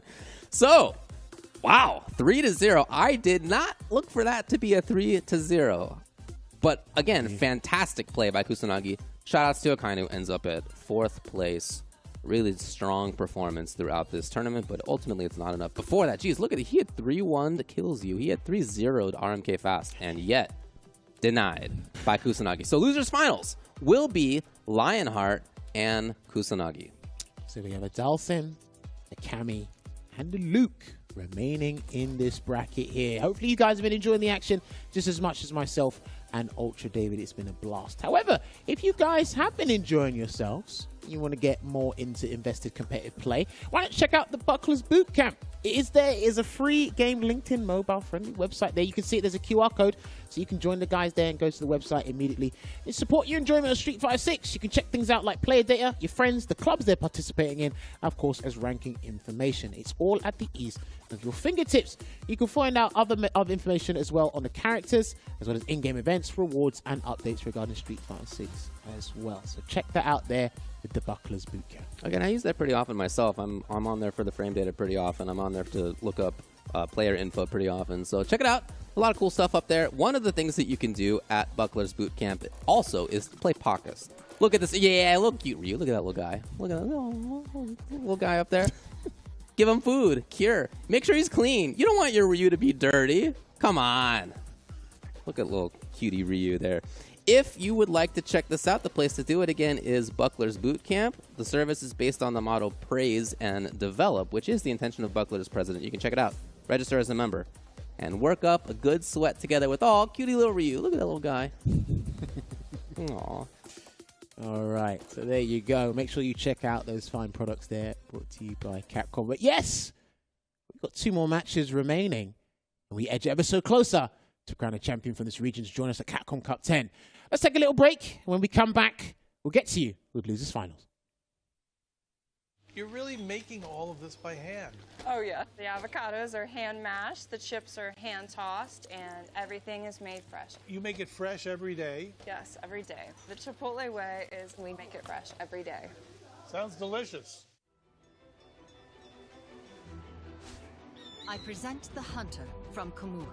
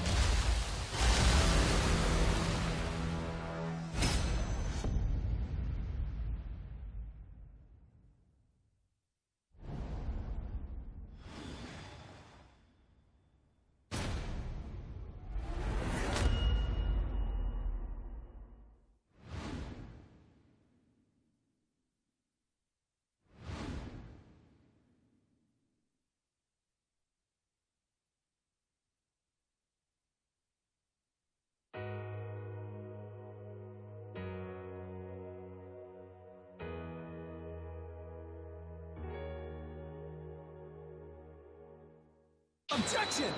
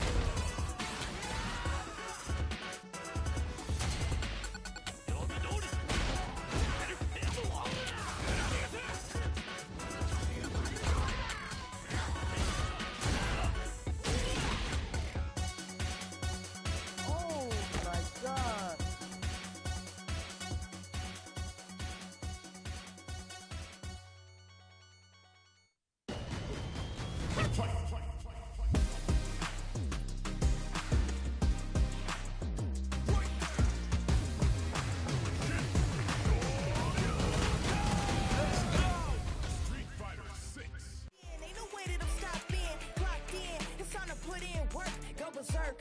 I'm in my zone until I'm first. Believe me, when I say nobody can see me, this a product of hustle, I just make it look easy. Non-stop, you ready or not? When it's all said and done, I'ma be on the top. 3, 2, 1. I'm ahead of the game, y'all remember my name. Non-stop, you ready or not? When it's all said and done, I'ma be on the top. 3, 2, 1. Yeah, I belong in the number one spot. I always keep the business, nothing personal. When you always see nothing, I just barely scratch the surface. Roll me in the rain, let me do my thing. That they hit me down, fight through the pain when I'm in the zone. I ain't never say much, but you see me up top. You see my numbers healthy, the pressure don't stop. Until I'm in the top, see the bottom seeds watch. They almost see me flop, but I'm stepping on them, watch, let them watch. All right, ladies and gents, and welcome back to the top 8 here for CPT France, Spain, and Portugal. Our lone Spaniard is out, so it's just French dominated. So my French is terrible, and I'm glad F-Word's not here, so you don't have to hear his French either. Shouts to F-Word, wherever you are watching. But yes, we are here, and now we're going to be moving on to our penultimate match of the day, which is our losers finals. Isn't that right, David? That is absolutely right, yeah. Only 3 players remaining. Here we are in losers finals. Lionheart, just having lost 3 games to 1, up there in winners finals, will play against Kusanagi, who just demolished Akainu, who is a very strong competitor in his own right. And yet, if you saw that match, man, Kusanagi looked strong. That's it. Even though Lionheart lost versus Mr. Crimson, he played great throughout a lot of it, and he had even more chances for himself they didn't quite take. So I think even in the loss, it's rare to say, I think that he comes into this having played well. Or at least having positive things to take away from the previous match into losers finals. You could actually say the same thing about Kusanagi. You can use the exact same argument. I think that both the guys played extremely well. Obviously, the scorelines were in Mr. Crimson's favor. Yeah, exactly. Just Crimson who took out both, yeah. And this is the thing, right? So they both have that, they're firing them to go, I want my run back. I think I can actually do better than I did last time, but you will be in the disadvantageous position. But unfortunately, to do that, you will go through each other here in the Luke versus Cammy matchup. Looking forward to this one. 3 games to 2 that Kusanagi lost. 3 games to 1 that Lionheart lost versus Crimson. But yeah, I mean, look good. I think he's played well. Cool to see. I mean, he's been around for a while, I assume. If your first game was Alpha 2, you've probably been playing Street Fighter for a while. But it's super, super cool to see that he's up here with a lot of other strong players. Well, as Fudo once said, you could be consistent results can play a key, but there can only be one winner. That's right. In fighting game tournaments, you can have consistent placings and whatnot, but unfortunately, one of these guys is going to have to bow out the tournament at this late stage in the day. Let's see how it goes here. Hopefully, they're not too deterred by the loss of Mr. Crimson. Go into it. Good start here for Lionheart and the perfect parry. Thank you for doing half the work for me. Thank you for the corner. And again, his spacing, just those micro adjustments there to look for that with punish and guarantee the punish counter. What Kusanagi's been doing against all his opponents all day today. Super ready for that. Well, so is Lionheart. Yeah? Okay. Huh. Oh, he's going to go for a side swap conversion there. He did something else instead. Oh, yeah, you can't cancel that. That's right. Cancel Stampede Punch. Again. Back to mid-range. Kusanagi maybe just hoping that Lionheart overcommits on the approach. Hasn't happened. Luckily, okay. Time, and that will be the round. I think he might need to spend level 1, and he will do that with the Vulcan Blast. And it closes out that round there again. Got to be very careful because Kusanagi's anti-air game's been on point. Yeah. The spatial awareness has been on point. The drive rush check from Lionheart was magnificent there. Got to give him that. Okay, again. Again. He might do it now, though. I got him. Oh. Spend only the 1 bar. Don't even need it. Doesn't need it at all. What a response in half the time as well. How about that for a rebuttal? Yeah, pretty I've never good. seen one. These guys' perfect parries have kind of been on point. I'm not going to lie. Out here as well. The reset. He's been pretty successful with that all day. All Amazing mental stack to put on somebody who has clearly such strong reactions in Kusanagi. Crazy, right? And you can have crazy reactions. You don't know what to react to. No! Okay, it's all right for Lionheart. Right back into it. And he will spend that level 3 to restock as much drive gauge as possible in this scenario here. But again, Kusanagi can turn this around. That does mean that it's literally a 2-hit game right now if Kusanagi gets the right stuff. Not going to happen, though, as Lionheart, with exactly the right timing for dive kick, will take game 1. And I like where he's introducing that against some of his opponents today, right? After 2 taps, people are usually pressing mediums and whatnot on defense, going for low attacks. You've already committed, and doing dive kick up close is actually more threatening than doing it from a well-spaced, far-away range. So that's it again. Got him trapped in the corner here. As we have seen, his own DP, it doesn't come up so often in the matches that we've played, but he has had really good reactions on that. He finds the big hit, and he's not going to need any super on that one either to take the round. Lionheart's coming with a vengeance He's today. playing super well. Just by what he's done today, he's definitely been the dark horse. I don't think I mean, again, coming into the 65th at UFA. He's literally just baiting the DP and he's going to take off the damage. Oh, no! Crazy. Kusanagi's in trouble. Good block. He had to. Okay, challenge. Here it is. Kusanagi is hoping to make his way out of the corner. Success. Oh, bait! And that is huge. And he hasn't got the drive resources to kind of build up to a level 3 here. So he's going to have to work with what he's got. And he gets the punish counter with the rising rocket. What? Hey, I forgot she had that. Oh, my. Okay! Burned himself out to do it, but that's cool. Lionheart, 2 games to 0. Again, you know, we went all through these players' placings at UFA and the Paris CPT, and there was a lot of like top 8s and top 16s, and that just wasn't the case for Lionheart. It was 65th and it was 33rd, and yet this weekend he's killing it. Do you know what's beautiful about that? He lost the round via the dive kick, and he did hit you with a hooligan overhead in the corner. And now that he got you with an air throw that he hasn't introduced all weekend, now he just goes surprise with the EX hooligan. Man, this character's toolset. I remember when I spoke to Sengan, he thinks that she's a top 2 character. Okay. Many reasons why. Shouts to Sengan. Nice, flashing up with his way to the corner again here. Kusanagi, he was 2-0 down before and he brought it back. If there's anyone who could do it, it's him. Well, he's found it in this round at least. Right. Trying to come back with a vengeance here. Here's Kusanagi. Tried to drive rush in with a suppress. It didn't quite work out. The miscalculation on spacing allowed Lionheart to get the punish here, and we're still trapped on the right side of the screen. We visited this part of the stage. We've been here, yeah. Been looking at the Apple vendor the whole time. Back to him. Oh! Okay. Sometimes you're right. Sometimes you're just right. What can you say? Lionheart is at match point. we can see another 3-0. That would not have... I've said this already many times in this top 8. Did not expect it to be a 3-0. I think he should convert to level 3 early. Oh, too early. But let's see what happens here. Still have faith in Kusanagi. Gonna get the Oki scenario here. And let's see what the defensive choice is from Lionheart. Delayed jab. Is Kusanagi a bit worried? Of course he is. He's 2 games down, mate. Any choice he makes is a chief executive officer decision. Yeah. Let's see, it's a CEO decision, mate. yeah. So do we do it? Does the company go bust after this wrong choice? I don't know. Just waiting for his drive to get replenished as much as possible to make it safe from a cancel. He's looking for the drive rush Both cancel. looking to check, yes. Oh. Drive rush cancel. Good block there from Lionheart. The other one jumping directly in at the other. But the slow walk back has happened. Kusanagi finds himself now. He makes this in this spot where we have spent most of this match. Okay. He finds the opportunity surely for the game. Yes. Goes for the nice and simple conversion into the Pale Rider to make it 2-1 and reduce that deficit in this losers final here. Good stuff there, and sometimes that's all it takes, man. It's so tense. It's like, right, I need that next hit, and I need my button to connect against him so I can get the pressure or the conversion. And guess what? You walk into the range, it makes it easy for the opponent to do the exact same thing. But you're the one that initiates the scenario. Nice little conversion from Lionheart. Defensive read came out from Kusanagi. He has had some better ones. Still there. Goes for a throw just in case of the perfect parry. People have been doing that all Pretty day common today. there, yes. Weighing it out there, that stand likely just peppering away. Being a very pesky button there from Luke. Get in the way. Alright, trying to hold up there, but he wasn't ready for the hold up. And what? That hit on the toe. Yeah, it was super well spaced. Not quite there on burnout, but Kusanagi's alright. Who makes the first move? Whip punish.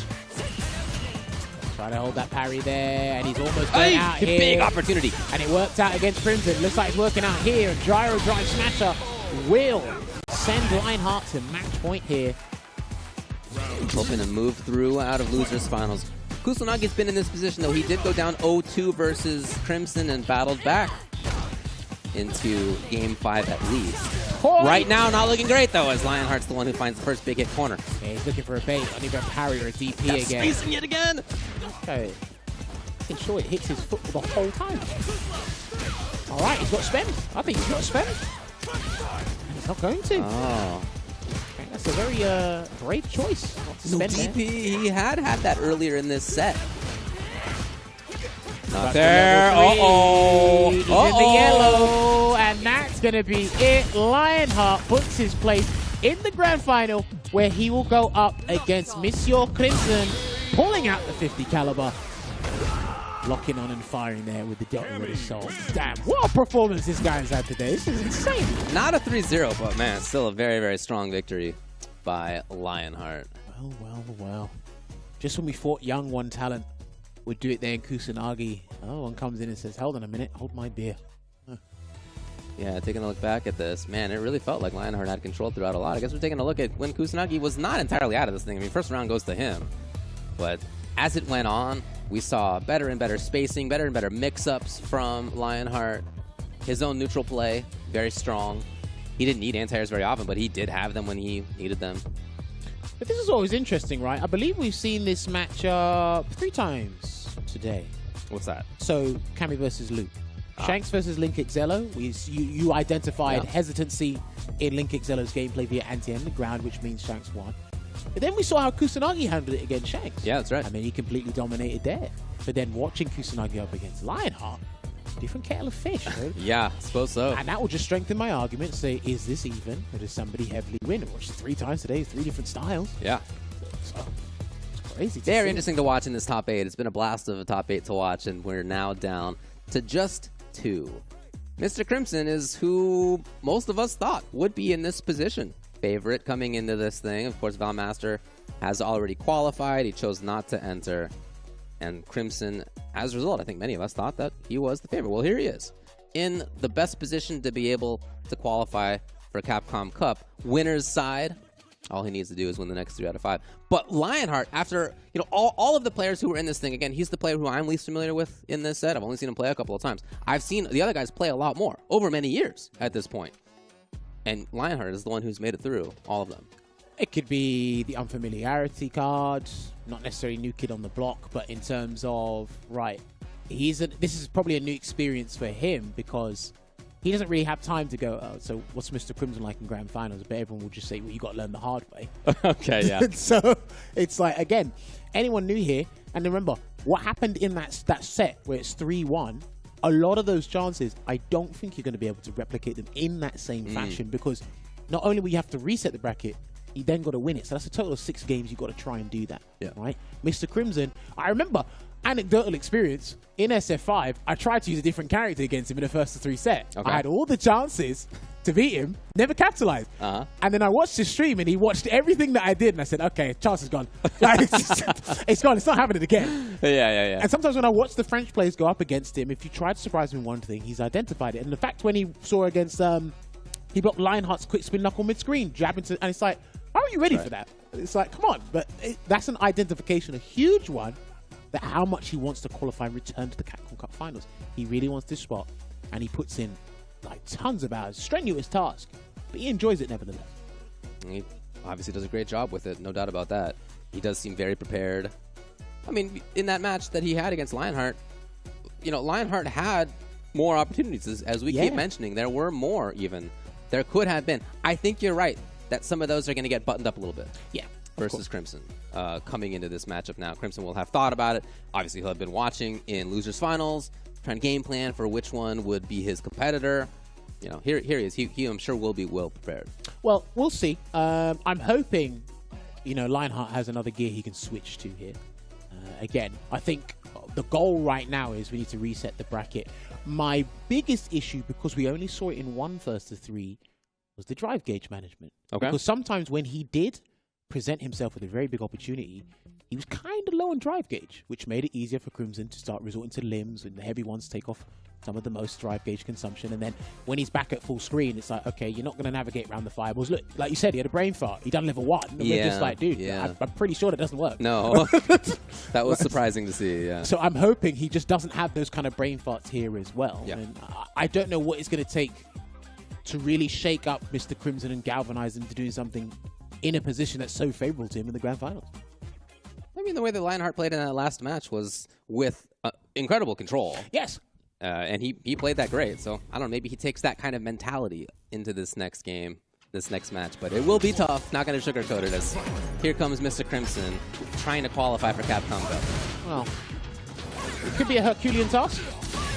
It could be... miss. That was a dive kick timing that we didn't really see before. Okay, so a couple of offensive things that weren't really a big part of the tool set previously. That timing of dive kick and Hooligan there. Again, outside of the drive gauge management, I'd really like to see how he's really going to tempt Mr. Crimson into throw tech, and as Mr. Crimson does it to him, is he going to dive kick a bit more in his face? Is he going to implement Hooligan a bit more, which he did in that first interaction as well? I think throw teching might be a key thing to circumvent for both players in this set.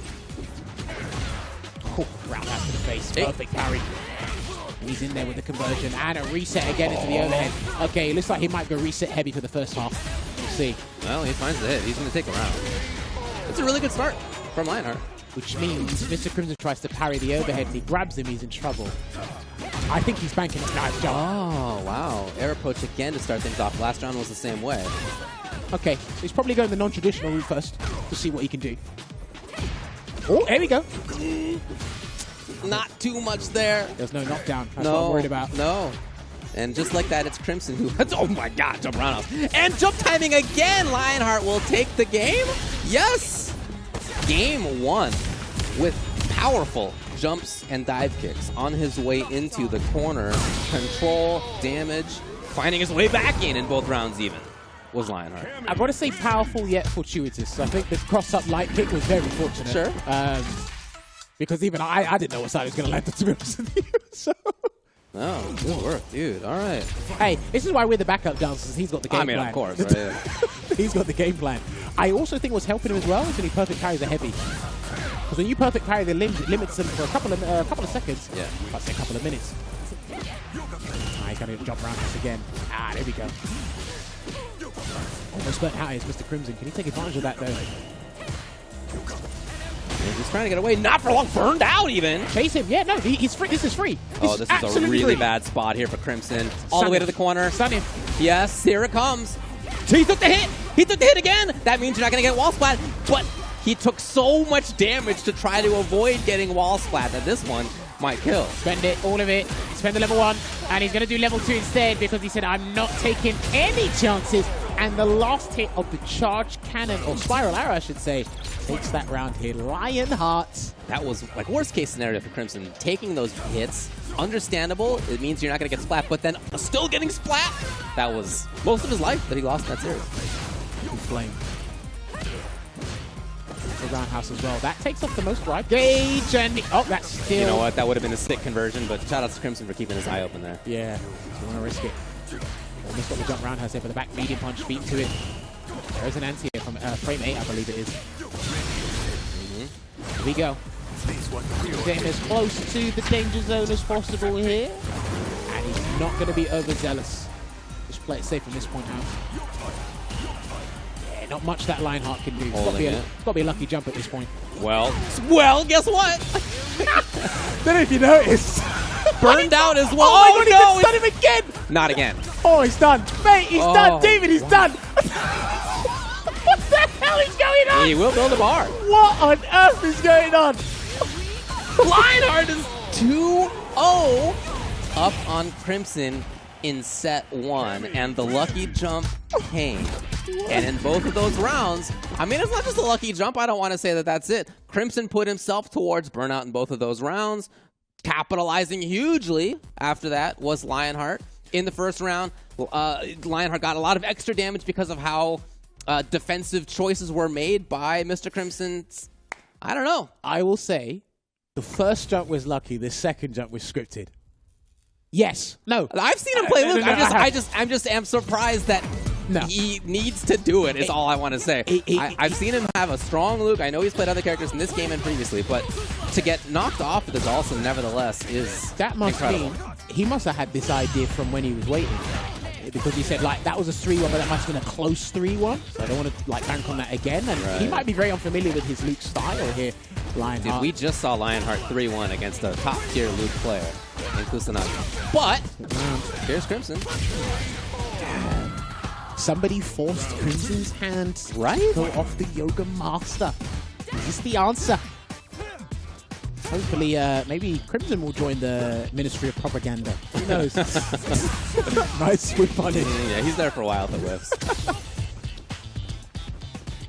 Alright, just backs away at the moment here. Drive rush cancel from the light. I'm not sure if that was a legit frame trap there from the light conversion, but double dash misses his grab because he knows it's a bit too early there. Roundhouse is away with malicious intent. Dude, Lionheart is playing with a purpose. Back into the corner. So despite all of that, and honestly, he has played great. He's stuck now. No, not for long. The thing is, funky little series is putting in here too. But what I like about it, because, and he's going to take the round with the level 3. Yes, he will do so, and he's going to put him at reset point here. So because Luke isn't his main, he's gonna be more patient in defensive scenarios because it's not Dalsin. Oh, okay, I know it's a jab. I understand. Yeah. So because it's not the character, I'm not saying he doesn't know what to do with Luke. He's just going to be a bit more rigid. Yeah, that is a very common thing to see. Somebody has a backup, they may feel a little bit less confident in some aspects of the game. But she's in, and that didn't punish counter. Okay, that worked out for you, but Crouch Fierce takes it. Lionheart needs another dive kick or a jump, I think. And he doesn't do that instead. He goes for the third option. Waited out, yeah. And oh, he you got baited, yes. Drive rush in. Oh, dude, you could have got way more damage. You had so much time. I'm thinking back to some of the drops that he had in their previous set in Winner's side. That said, right back into its line. He's burning himself out and no super. That's fine. This is so he's going to hope to kill on this. And then that's it. Legitimate string here. And then, yeah. Good interruption there from Crimson. Oh, boy. And because if he hits him first, Crimson will recover before Lionheart does. Okay, that's the recovery. Don't make this obvious. He's stunned. He stunned him, mate. He just built it! He just built it by pixels is when he built it, and Lionheart will actually reset the bracket versus Mr. Crimson. Now, not only knocked him off of Dalsum, but knocked him into tell you losers effectively as well. I think it was episode 3. It might have been episode 3. I can't remember what episode it was. Kusanagi did that in one of our SFL episodes. And I said, did you press the button before your gaze come back? And he said, yeah. He said, hey, that's what he said. He said, I just in case, right? Like, it's going to come back. Yeah. Either you get hit and it doesn't matter, or you will have built the drive, and there it is. And the thing is, the attacker never pays attention to that slither when it recovers just in time. Jeez. Bracket reset, ladies and gentlemen. Lionheart, and he's gone back to Dalsim. Okay. He didn't like how the Luke went. I think that's understandable. Similar to what Pilky did with the Cammy and the Jury, so I think he's just got to stick with Dalsim from this point onwards. And because of the position, Lionheart's in. Oh boy. Buckle up, ladies and gentlemen. I think we got a good one here. 3 out of 5. Jumps in Big again. jump timing. Hope to meet him in the sky. Not quite. Jump fist must cover, neutral jump fist must cover the float angle and throw tech as well. So I think he's kind of locked into that scenario. Look at that. Readiness. Yes, but see some readiness on Crimson's side as well. Pops out the flamethrower. He's trying to burn him out here. And Lionheart trying to stay away to avoid that. He doesn't want to have to block. He doesn't need to. Nice little pickup. Arch there as well. He's holding it. And he watch out for the grab. Oh no! Okay, I was on the same wavelength as Lionheart. There's the back medium. Keep taking that round there for Mr. Crimson in the reset here. Oh boy, every decision you make is going to be nail biting. I'll tell you that much. There's a Yoga Lance. Too far for the conversion of the back medium punch though. Okay, back dashes this time around. I usually see him buffer the crouch fierce from that scenario, but he's going to medium punch instead. Yeah, it's interesting to see how he's going to try to change his game plan up, Crimson. Blocked. Okay. He got a great punish for that. To be fair, it does move her forward while it being a frame startup, so catch him again in the air. Swat him out. Oh, it's huge. He's got the level 2 now. Yeah. Gets in. There's the flame as well. Convert! That actually could have killed him. Oh, boy. Yes! Keeping his eyes open is Mr. Crimson. That might work out for him, though. Yes! Oh! That might work out for him because that's the round. And, that's fine. Lionheart. I was actually expecting something else, but that actually works out for him incredibly well. Still has the CA stocked. Let's see who gets first blood. Trying to stay outside of Dalsum's buttons and then suddenly stab in. Classic anti-Dalsum strategy. He's making it count so beautifully. Not going to spend it just yet. Slammed out the ground. Throw. What's he going to do to pile on the mental stack? And he's got him. I think he's going to convert. I think he's got to do the whole thing. No, he does not. Chooses not to. Where's the spin knuckle? There it is. There's one. Got him! Lionheart. In the second set is the first one to take a game. He is leading now for the first time. I think throughout the whole time these guys have played. 2 games away from qualifying for Capcom Cup. Back medium punch.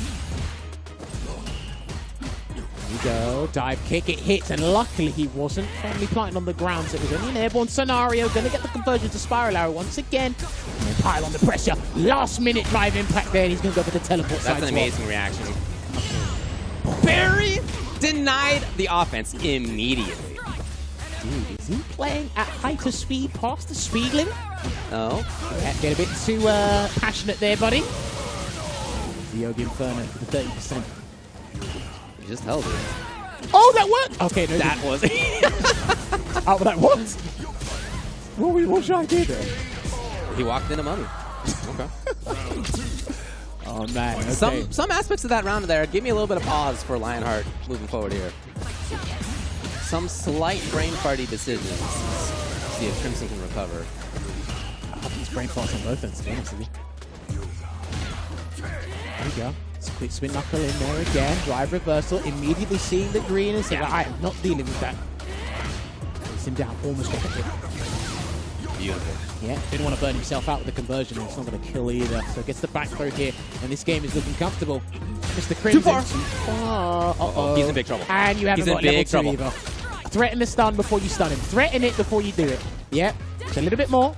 He's mashing. Challenge to the other side, to the other side. And somehow Crimson comes out of this with the game 1-1.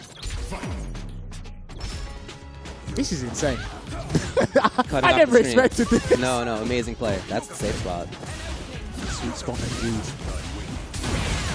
Ooh, okay. Almost burnt out in the process though. Drive gauge in the amber. That's why he's moving away and being a little bit hesitant. But you're near the corner, so you might be doing Mr. Crimson a huge favor until that cannon spike connected. What an interesting little buffer. Almost. Yoga Comet, the angle that Yoga Comet covers is actually pretty good. Yoga Fire gets out of there. Here we go. Yeah, that's Crimson keeping his eye on things. Trying it out on offense. What a time to jump away. Really, back fierce works there. Blocks. And that will be the round for Mr. Crimson. Putting things back in his favor. Even the tide in Dalsim's favor. Trying to go 2-1 on this grand final reset here. That was definitely not catching that roundhouse. He probably thought it was another limb instead for the knockdown. Too far. Crimson will take advantage. Go back to stage control. Good trade. Going to teleport away again as well. Good parry on the jump fierce as well. But Lionheart is having real difficulty getting back in now. Much different from the previous set. Gets an accidental back throw. We'll take it. A little punish. Here's Lionheart. Crimson has level 3. And okay, Lionheart did not just move away. I thought he would.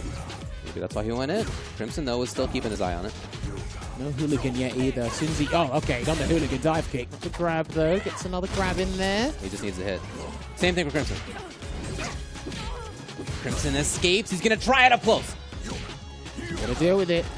You've got to deal with it. And he does a throw tech instead. No level 3 here for Lionheart either. So he's going to have to... If he does get a clean hit... There it is. He's in there. No reset.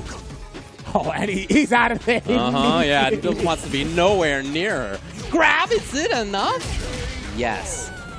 Crimson, 2 games to 1. What does Lionheart do at this point? Has he exhausted all the options? I don't know. It felt like he was playing so fast at the beginning of this set, and it has been slowed down. You telling me Dalsim installed speedgun or something? It seems like it. All right, back throw. Okay. Sometimes when you do cycle through your options, if I guess wrong, eventually I'll guess right. We'll land on the same option. Spent driver after trying to move forward. Unfortunately, in the process, burned himself out, and that meant that Crimson can make this happen. He will be at match point and tournament point after this. People they underestimate this tool. His drive impact as a footsie tool when you're in burnout is probably one of the strongest tools he actually has. In the tool set. What a conversion. You have to go for the side super swap. sick. Yeah, wow. Oh, got him! Right up close. Only down strong, nothing else. Button press. Boy, that could have been huge. Match point here. Nice delay as well to see what Lionheart does. I think he's run out of steam here, David. It does seem that way. Yeah. Oh, wow, and it still worked. I'm not sure what Yoga flavor that was, but... Delays it. Another tick throw there for Mr. Crimson. Crimson looking in control. I think that's it. That's it. He's qualifying for the cup. Merciless Yoga is actually going to book his place at Capcom Cup 10 there. Mr. Crimson, your France, Spain, and Portugal CPT champion. What a recovery, can I just say. Yeah. In the first set, he was knocked off of this main character. That's how seriously he understood the threat from Lionheart, and understandably so, because Lionheart was playing great. Reset the bracket, won the first game of that second set, and then in that next game, we even identified it felt like there were some of those brain farts coming back again that were a problem for him in their winner's side set. I couldn't tell you exactly why, but it did seem like that was happening. Maybe just the moment, I don't know, the stress of the moment. Crimson didn't have that issue. He was the one who capitalized on those mistakes, began slowing the matchup down, had more and more control as it went forward. And as you say, qualifies for Capcom Cup. Again, special shout-outs to Lionheart, man. Yeah. Getting 100%. all the way to grand finals, showing you why people need to put this man on their radar in terms of one of the Kami players to watch, not just in Europe, probably in the whole scene entirely. That last-minute DI, as soon as he recovered and was rejuvenated there for the drive gauge, was absolutely phenomenal. Lends himself out. He had tons of amazing moments. I love the Kami play. I am, in general, someone who finds that she's not my cup of tea. But the way that he played was so fleshed out. There were so many options. You were invested. Well, I mean, what I mean is that oftentimes when you see Kami play, they are very grounded. She's the footsies character. Maybe they'll do dive kicks here and there, but it is not. This man's bringing out hooligans, and his jump timings are amazing, and his movement was great, and he had some sick conversions even out of some weird float situations from Dalsim. I just felt like it was a very interestingly constructed version of Kami. And yet, as we're witnessing here, Crimson played great, kept his wits about him, and recovered. Well, here's what the French players have been saying for a long time, right? In grand finals, like, okay, I can probably take one set. Can we do the double? It's incredibly difficult, and again, you give him more time. You forced his hand. I will always, this is why I give him a special shout out, give him credit. Yeah. You're one of the few people that actually forced his hand. That Yeah, for sure. Like, you know, just a blip in, like, you know, the thought process is like, okay, maybe Dalsim's not going to do it here. I might have to resort to Luke. And as soon as Luke got, okay, yeah, Luke back in the got back dunked. pocket. Yeah. That was it. But yes, this is what the bracket is looking like overall here. Mr. Crimson qualifies for the Cup after a Lionheart Grand Final reset here. Shout outs to all the participants this weekend, more so in this top 8 as well. French dominated, and that means we'll have 2 French players. Grandmaster from the World Warrior, and Mr. Crimson from the CPT Premier. I kind of boil it down to, Lionheart for me is, what happens when you sprint? You exhaust all your energy to run as quickly as possible in the shortest amount of time. Eventually, you run out of breath. That's kind of how I saw it, right? And it was working. And after, like you said, that game 1 in the reset, I was like, is he gonna? Yeah. Surely. Like, Yeah. Yeah. Oh, I was with you. And it's like, okay, maybe just run out of steam. Because he was resorting to the same tactics. Mr. Crimson delayed throw. Okay, there was one jump where I think a Yoga Flame came up by accident, but it didn't say punish counter this time. Didn't say that. Again, started to like change up the timing with the projectiles, less limbs in certain scenarios. And then as it started to be a bit more panicky for Lionheart, guess what? Mr. Crimson started guessing right on your defensive choices. Yeah, because the parry didn't work out, then your DP didn't work out. It's like, okay, just cycling through those options, and eventually the attacker will pick the same option you do and win. So 2 French players in Capcom Cup, 3 Dalsim players in Capcom Cup, Garnet and Shaka having previously qualified. Now, Mr. Crimson is there as well. That's not the end of the CPT. It is for today in terms of our matches. But there are more CPT qualifying tournaments yet to come in how many hours? A day, basically, I guess you could say, more a little bit less than a day, is when registration closes for UK Ireland. That tournament will take place next weekend. It's going to be full of killers. That is one of the strongest scenes in the world, and going to be very exciting to watch. But if you live in that region, get in there. Play some games. Indeed. 4 a.m. PST, sorry, that the registrations will close. This will be happening next week. Do look out for that as well. There is the schedule as well that will be happening throughout late December and early January as well. UK and Ireland, that will happen next weekend. January 6th will be the weekend, the rescheduled weekend for CPT Japan. Do look out for that one. They had a large number of entrants. Oh, yeah. For when it was supposed to be scheduled at the start of December. And I'm hoping they can replicate that number again. And then some, because only one person can qualify from that region for the finals. And then, of course, January 13th will be US, Canada East. Knuckle-Doo, Punk, IDOM. Heck, there could be a hidden talent in there we do not know about. So make sure you tune into that one as well. Looking forward to it. The next 2 events on the tournament schedule. Lots of crunchy stuff coming up, you know? What can you say? It's been a crack tournament today. It's been spicy. Very saucy tournament that we just made our way through. You feeling cheesy about it? I don't know where you're going with this, but we'll be back to eat some chips and some queso on camera. I know you're looking forward to it. I know none of you are going to go away either. We got to speak to Mr. Crimson. We're going to be talking with Mr. Crimson. Don't go anywhere. We'll be back in just a little bit. Chipotle's carne asada is back. It's our most tender cuts of steak, grilled and seasoned with cumin, oregano, and coriander. Finished with fresh lime and hand-chopped cilantro. Carne asada.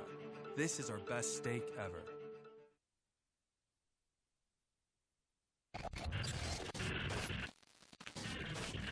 Showtime, baby! Right now. Everyone's got a ticket for this Capcom Cup is getting a show. Final game, final round! You couldn't write a better story! Get into the ring! God, I'm low. God, my soul. All of my thoughts be dark like coal. Up to the party, y'all don't want smoke. Energize the body, raise up the yard right now. I'll take on all of you! Right now. Finish scores, I win it all right now. Straight on!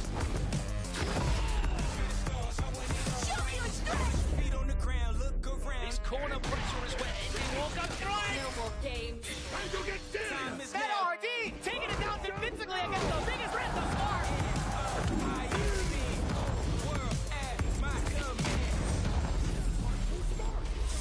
You want the base? You get the base!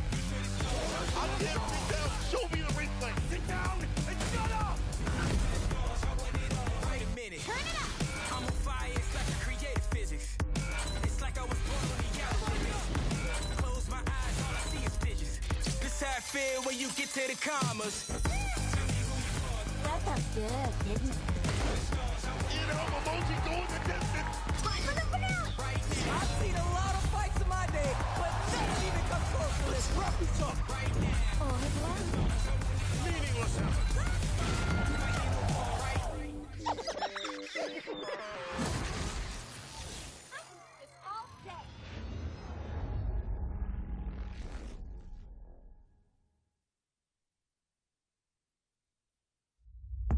Let's get this mission started. is your Capcom Cup. He is your 2018 champion. We got more Street Fighter League. I know you can smell the tension in the air. We back in the field, back. We ready, it's time. Ooh, punish counter. Out of the huddle, you know that I grind. A dangerous smile, a weapon of choice from pushing the line. Season after season, it's only gotten better. Big Bird in trouble. My end game is number one. Bet it all, give me my cash. So team game can't stop it. Take off like a rocket. Bring it back, don't bend mine. I'm the one now, you can't hide. What an upset. What an upset. Fight with all your heart. This is our moment. Nobody saw this happening. I dare you to find me better Street Fighter. It's time to rise. This is our moment. This is our time. The time is now. It's time to rise. It's unprecedented and unpredictable. It only gets better. Or nothing! Straight to the This is a different Chris CCH. I don't know who this young man is. Time to We ready whenever. The world is watching. The time is now. No other option. No other way. Play to win the way that we play. My man looks so happy. In front of the pack. Leading the way. It's time to reign. Angry Bird's momentum, his speed in general, so hard. Into the bottom, ain't nothing to fear. We running the game. That R&D, taking it down defensively against the biggest sprint that we've seen thus far. This is the hardest season of Street Fighter League ever. Doing it for the time. History in the making. This is our moment. Yeah, this is our time. This kid is ridiculous. This kid is ridiculous. This is our moment. This is our time. He gives a kiss to the audience. I love that. With this back full fight! Execute. Audio! You are your Street Fighter League US champions.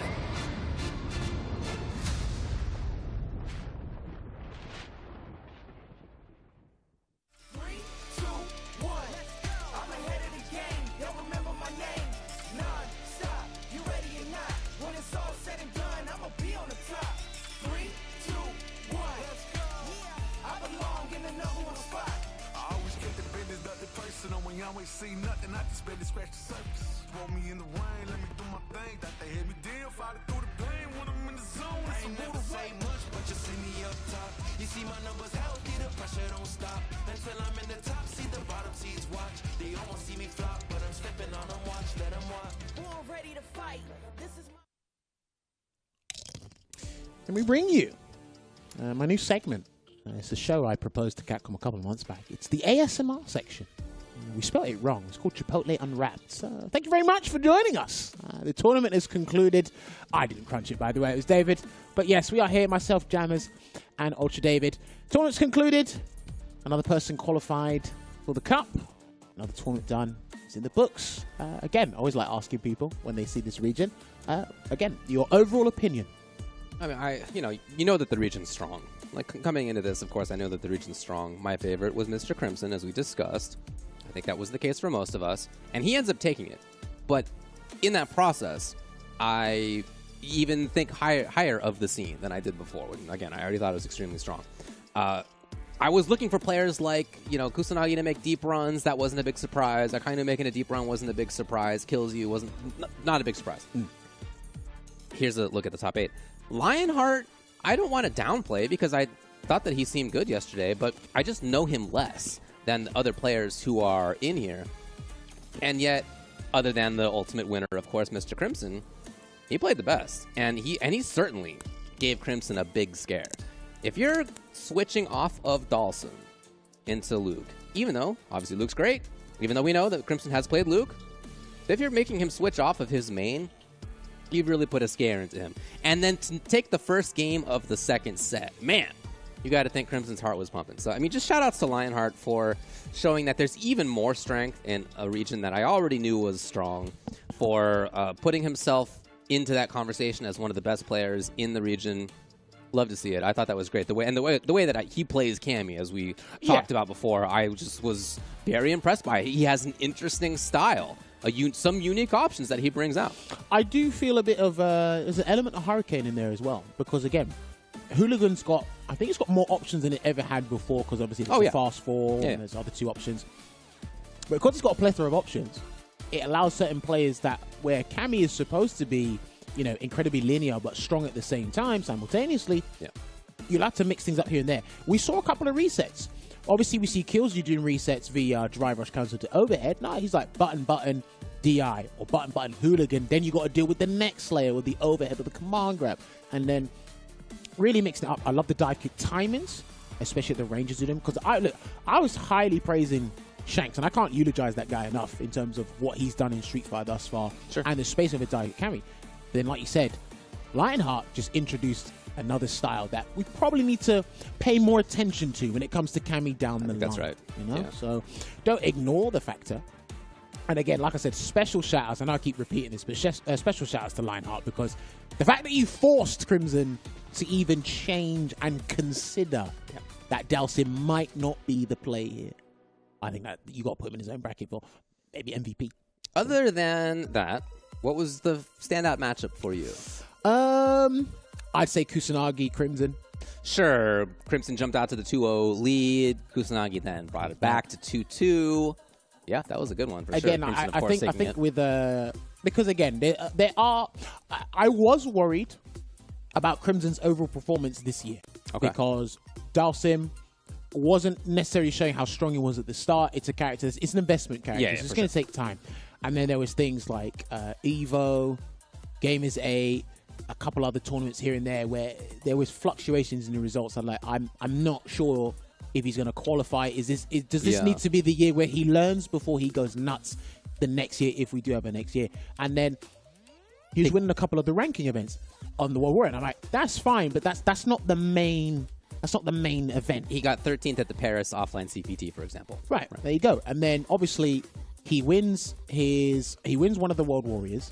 Then he loses 6, and that's when I was like, World Warrior finals. This is where it starts to get a little bit worrying. And I was like, okay, I don't know what he's going to do. I've seen him try modern Chun-Li. I've seen him try Luke, which we saw, and then the Dalsim. He's still learning the Dalsim, right? And then he comes out and wins USA. Now sometimes you're just like, okay, it's fine now. Then you see today, and it's like, oh boy, are we going back into that phase where I'm just like, I don't know what's going to happen here.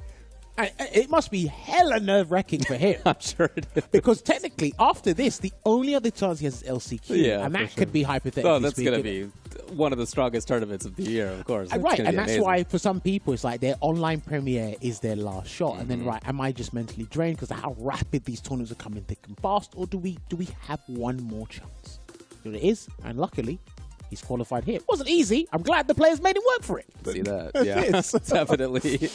Shout outs to Kusanagi, who got 3rd. He had an excellent performance against Shanks and against Akainu. Those were 3 1s and 3 0s in getting 3rd place. Akainu got 4th. He had as well his own excellent results. 3-0 over RMK Fast, 3-1 over Kills You in getting 4th place. 5th places were Shanks. Awesome to see him killing it in Street Fighter. And Kills You, who continues to just almost always end up in these deep positions in tournaments in that region. Oftentimes makes a deep run, has made a deep run at Evo in the past. Like he's had good stuff. 5th places there. 7th places were Link Excello and RMK Fast. Great to see them in there as well. And now we go to an interview with 1st place and with Capcom Cup 10 qualifier, Mr. Crimson. All right, let's see. Hey, there he is, my man. Right, it's not the morning. Bonsoir. Bonsoir. Yes. There we go. Ça va? Ça va? Comment ça va? Yes, you are in LA right now. There we go. Perfect. All right, I'm learning. Right. Right. So, Mr. Crimson, we got to say congratulations once again. Because again, this time, earlier last year. I think it was May 2022 last year. I was speaking to you from this point. You qualified for the Cup.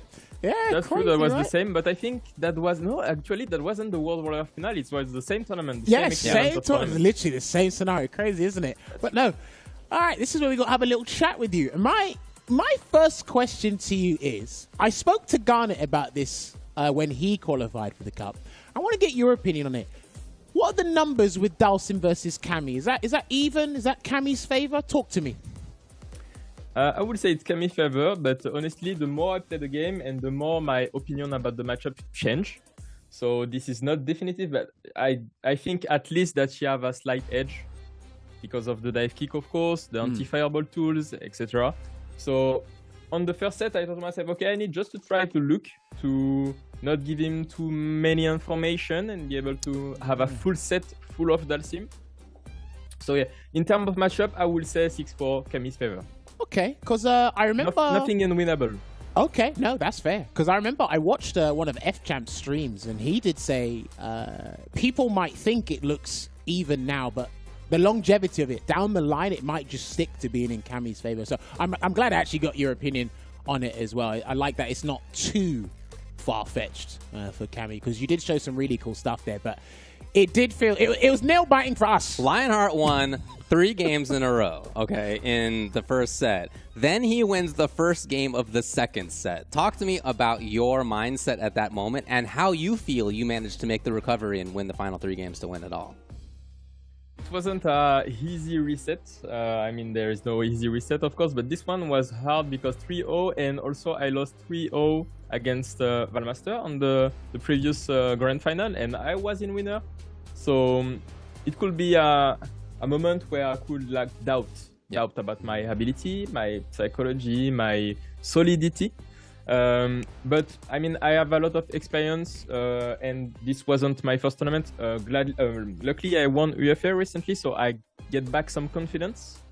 So nothing special, honestly, just back to basics. I read, like I always have my books with me, of course. Yeah.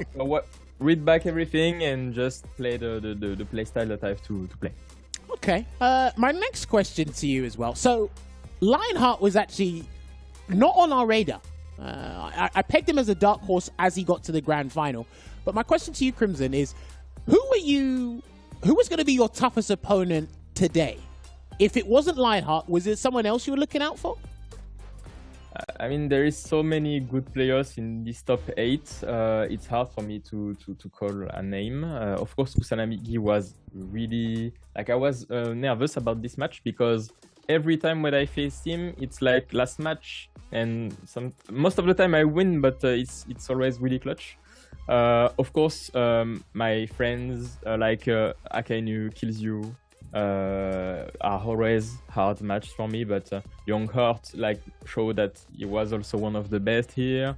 Like RMK Fast is also really tricky. I think that Blanca, I could play Luke against him probably since the beginning. So there is too many good players, I can't say a name.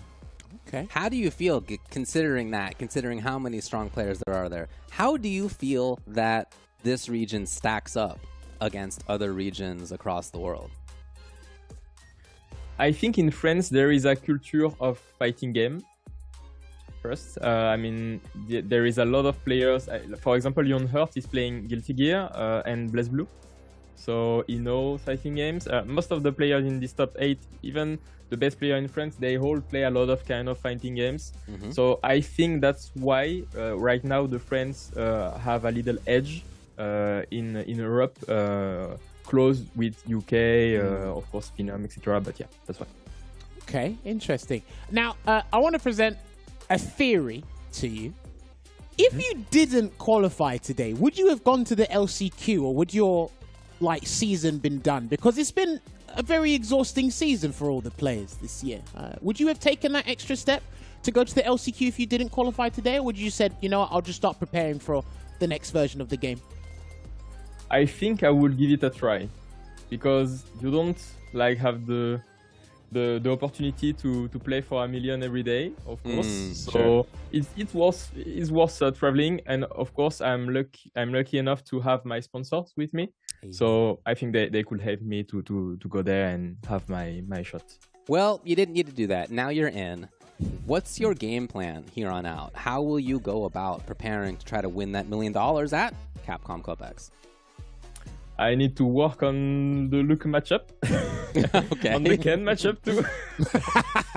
Will part of that be, I mean, I'm curious how, what's your plan? What's your process, I should say, about improving and getting prepared for something like that?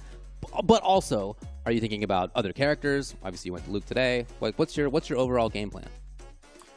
I'm lucky enough in my region to have many kind of player, many kind of play style. So they are also my friend, and I like to spend some time with them and to practice with them, to exchange about the game. So nothing really particular. I will just practice the matchup that I may face in the Capcom Cup. I would like to play also against like European player. I think I'm gonna play a lot against Phenom. At least I will try to hit him up a lot because he got an amazing can. But yeah, nothing special. Just prepare. I maybe will go to a trip in Japan to like play some different kind of environment. Okay. I will go 2 weeks in Japan in the next weeks. Sure. So I will play there and give my best. Interesting. I've noticed a couple of the players have been doing that recently. Big Bird, Punk, Angry Bird. I think Men has done it recently. I think if you have the capital and you have the opportunity to do so, I definitely think you should take that chance here. My closing question to you would be, is there any player that's qualified for the Cup now that you do not want to fight? Or are you open to all challenges? Honestly, I think that right now there is some player who have a high chance to beat me. So, but I don't want to say that I don't want to face them. I want to face them and I want to beat them. All right. Of course, like 1 year ago, I remember Angry Bird said that he was the opponent that I want that he wanted to play. Wow. This time he's the one who shine and the Evo champion, etc. So I will call him this time. And Angry Bird, I want to play you. Hey, we'll see. I mean, he's been working on the Cammy as well, so I think you got a little bit of time to study up on that matchup a little bit more. But you got any? Thanks a lot for joining us, man. Bien joué. Very, very good. You're super you great very to much. watch you play, and congratulations again.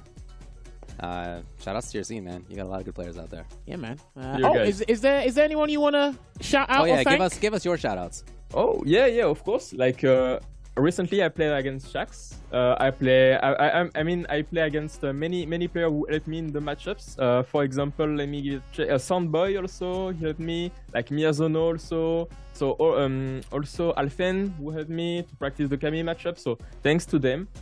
Because I wouldn't be able probably to do it without their help. So thank you guys. Hey, brilliant. Merci beaucoup to all the combatants that helped out Mr. Crimson. And obviously, thank you, Mr. Crimson, taking time out of your day. Get some sleep. You need it. This game can be a little bit stressful at times. It's stressful for me and him watching you as well. But no, I'll drop you a DM on Twitter very soon because I need to bug you about some more Dowsum stuff. All right, later, man. You guys. Thank you. Yep.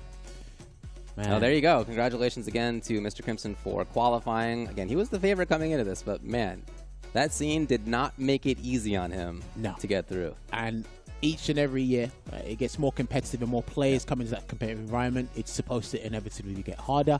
I love the answer that he gave where I said, I didn't want to give Lionheart a full first to 3 with Dulcet. I didn't think of it like that.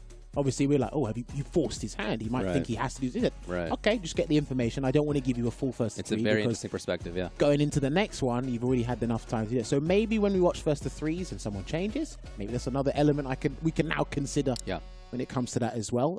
Not afraid to fight anyone, but looking forward to Angry Bird as well.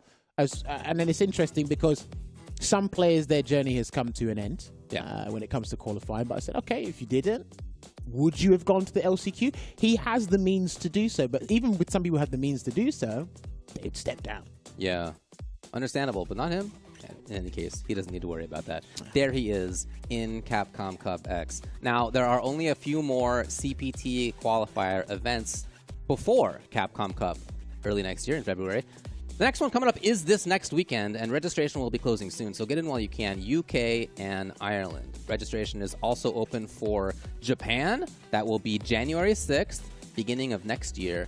And then the weekend after that, US, Canada, East. If you are somebody in those regions, please enter, give it your best. We'd love to see that.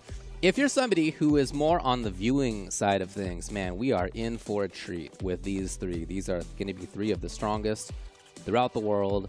Japan, man, can you believe only a couple players get to qualify from Japan? It is going to be a bloodbath. There aren't going to be any free wins in that. US, Canada, East as well. You guys have half a dozen players who could be credible qualifiers for Capcom Cup. Just all these are going to be amazing to watch. Very much looking forward to each. Of course. And who knows? Maybe for the UK one, Infectious might come back. Is that right?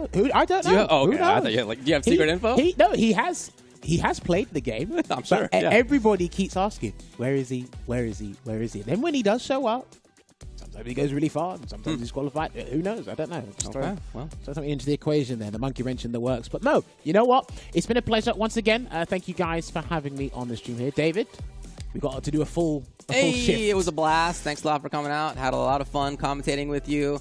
Had a lot of fun watching. Congratulations against the Crimson. Congratulations to everybody else in that scene. Very, very strong scene. Of course, that's going to be it for this CPT. See you next week for UK and Ireland.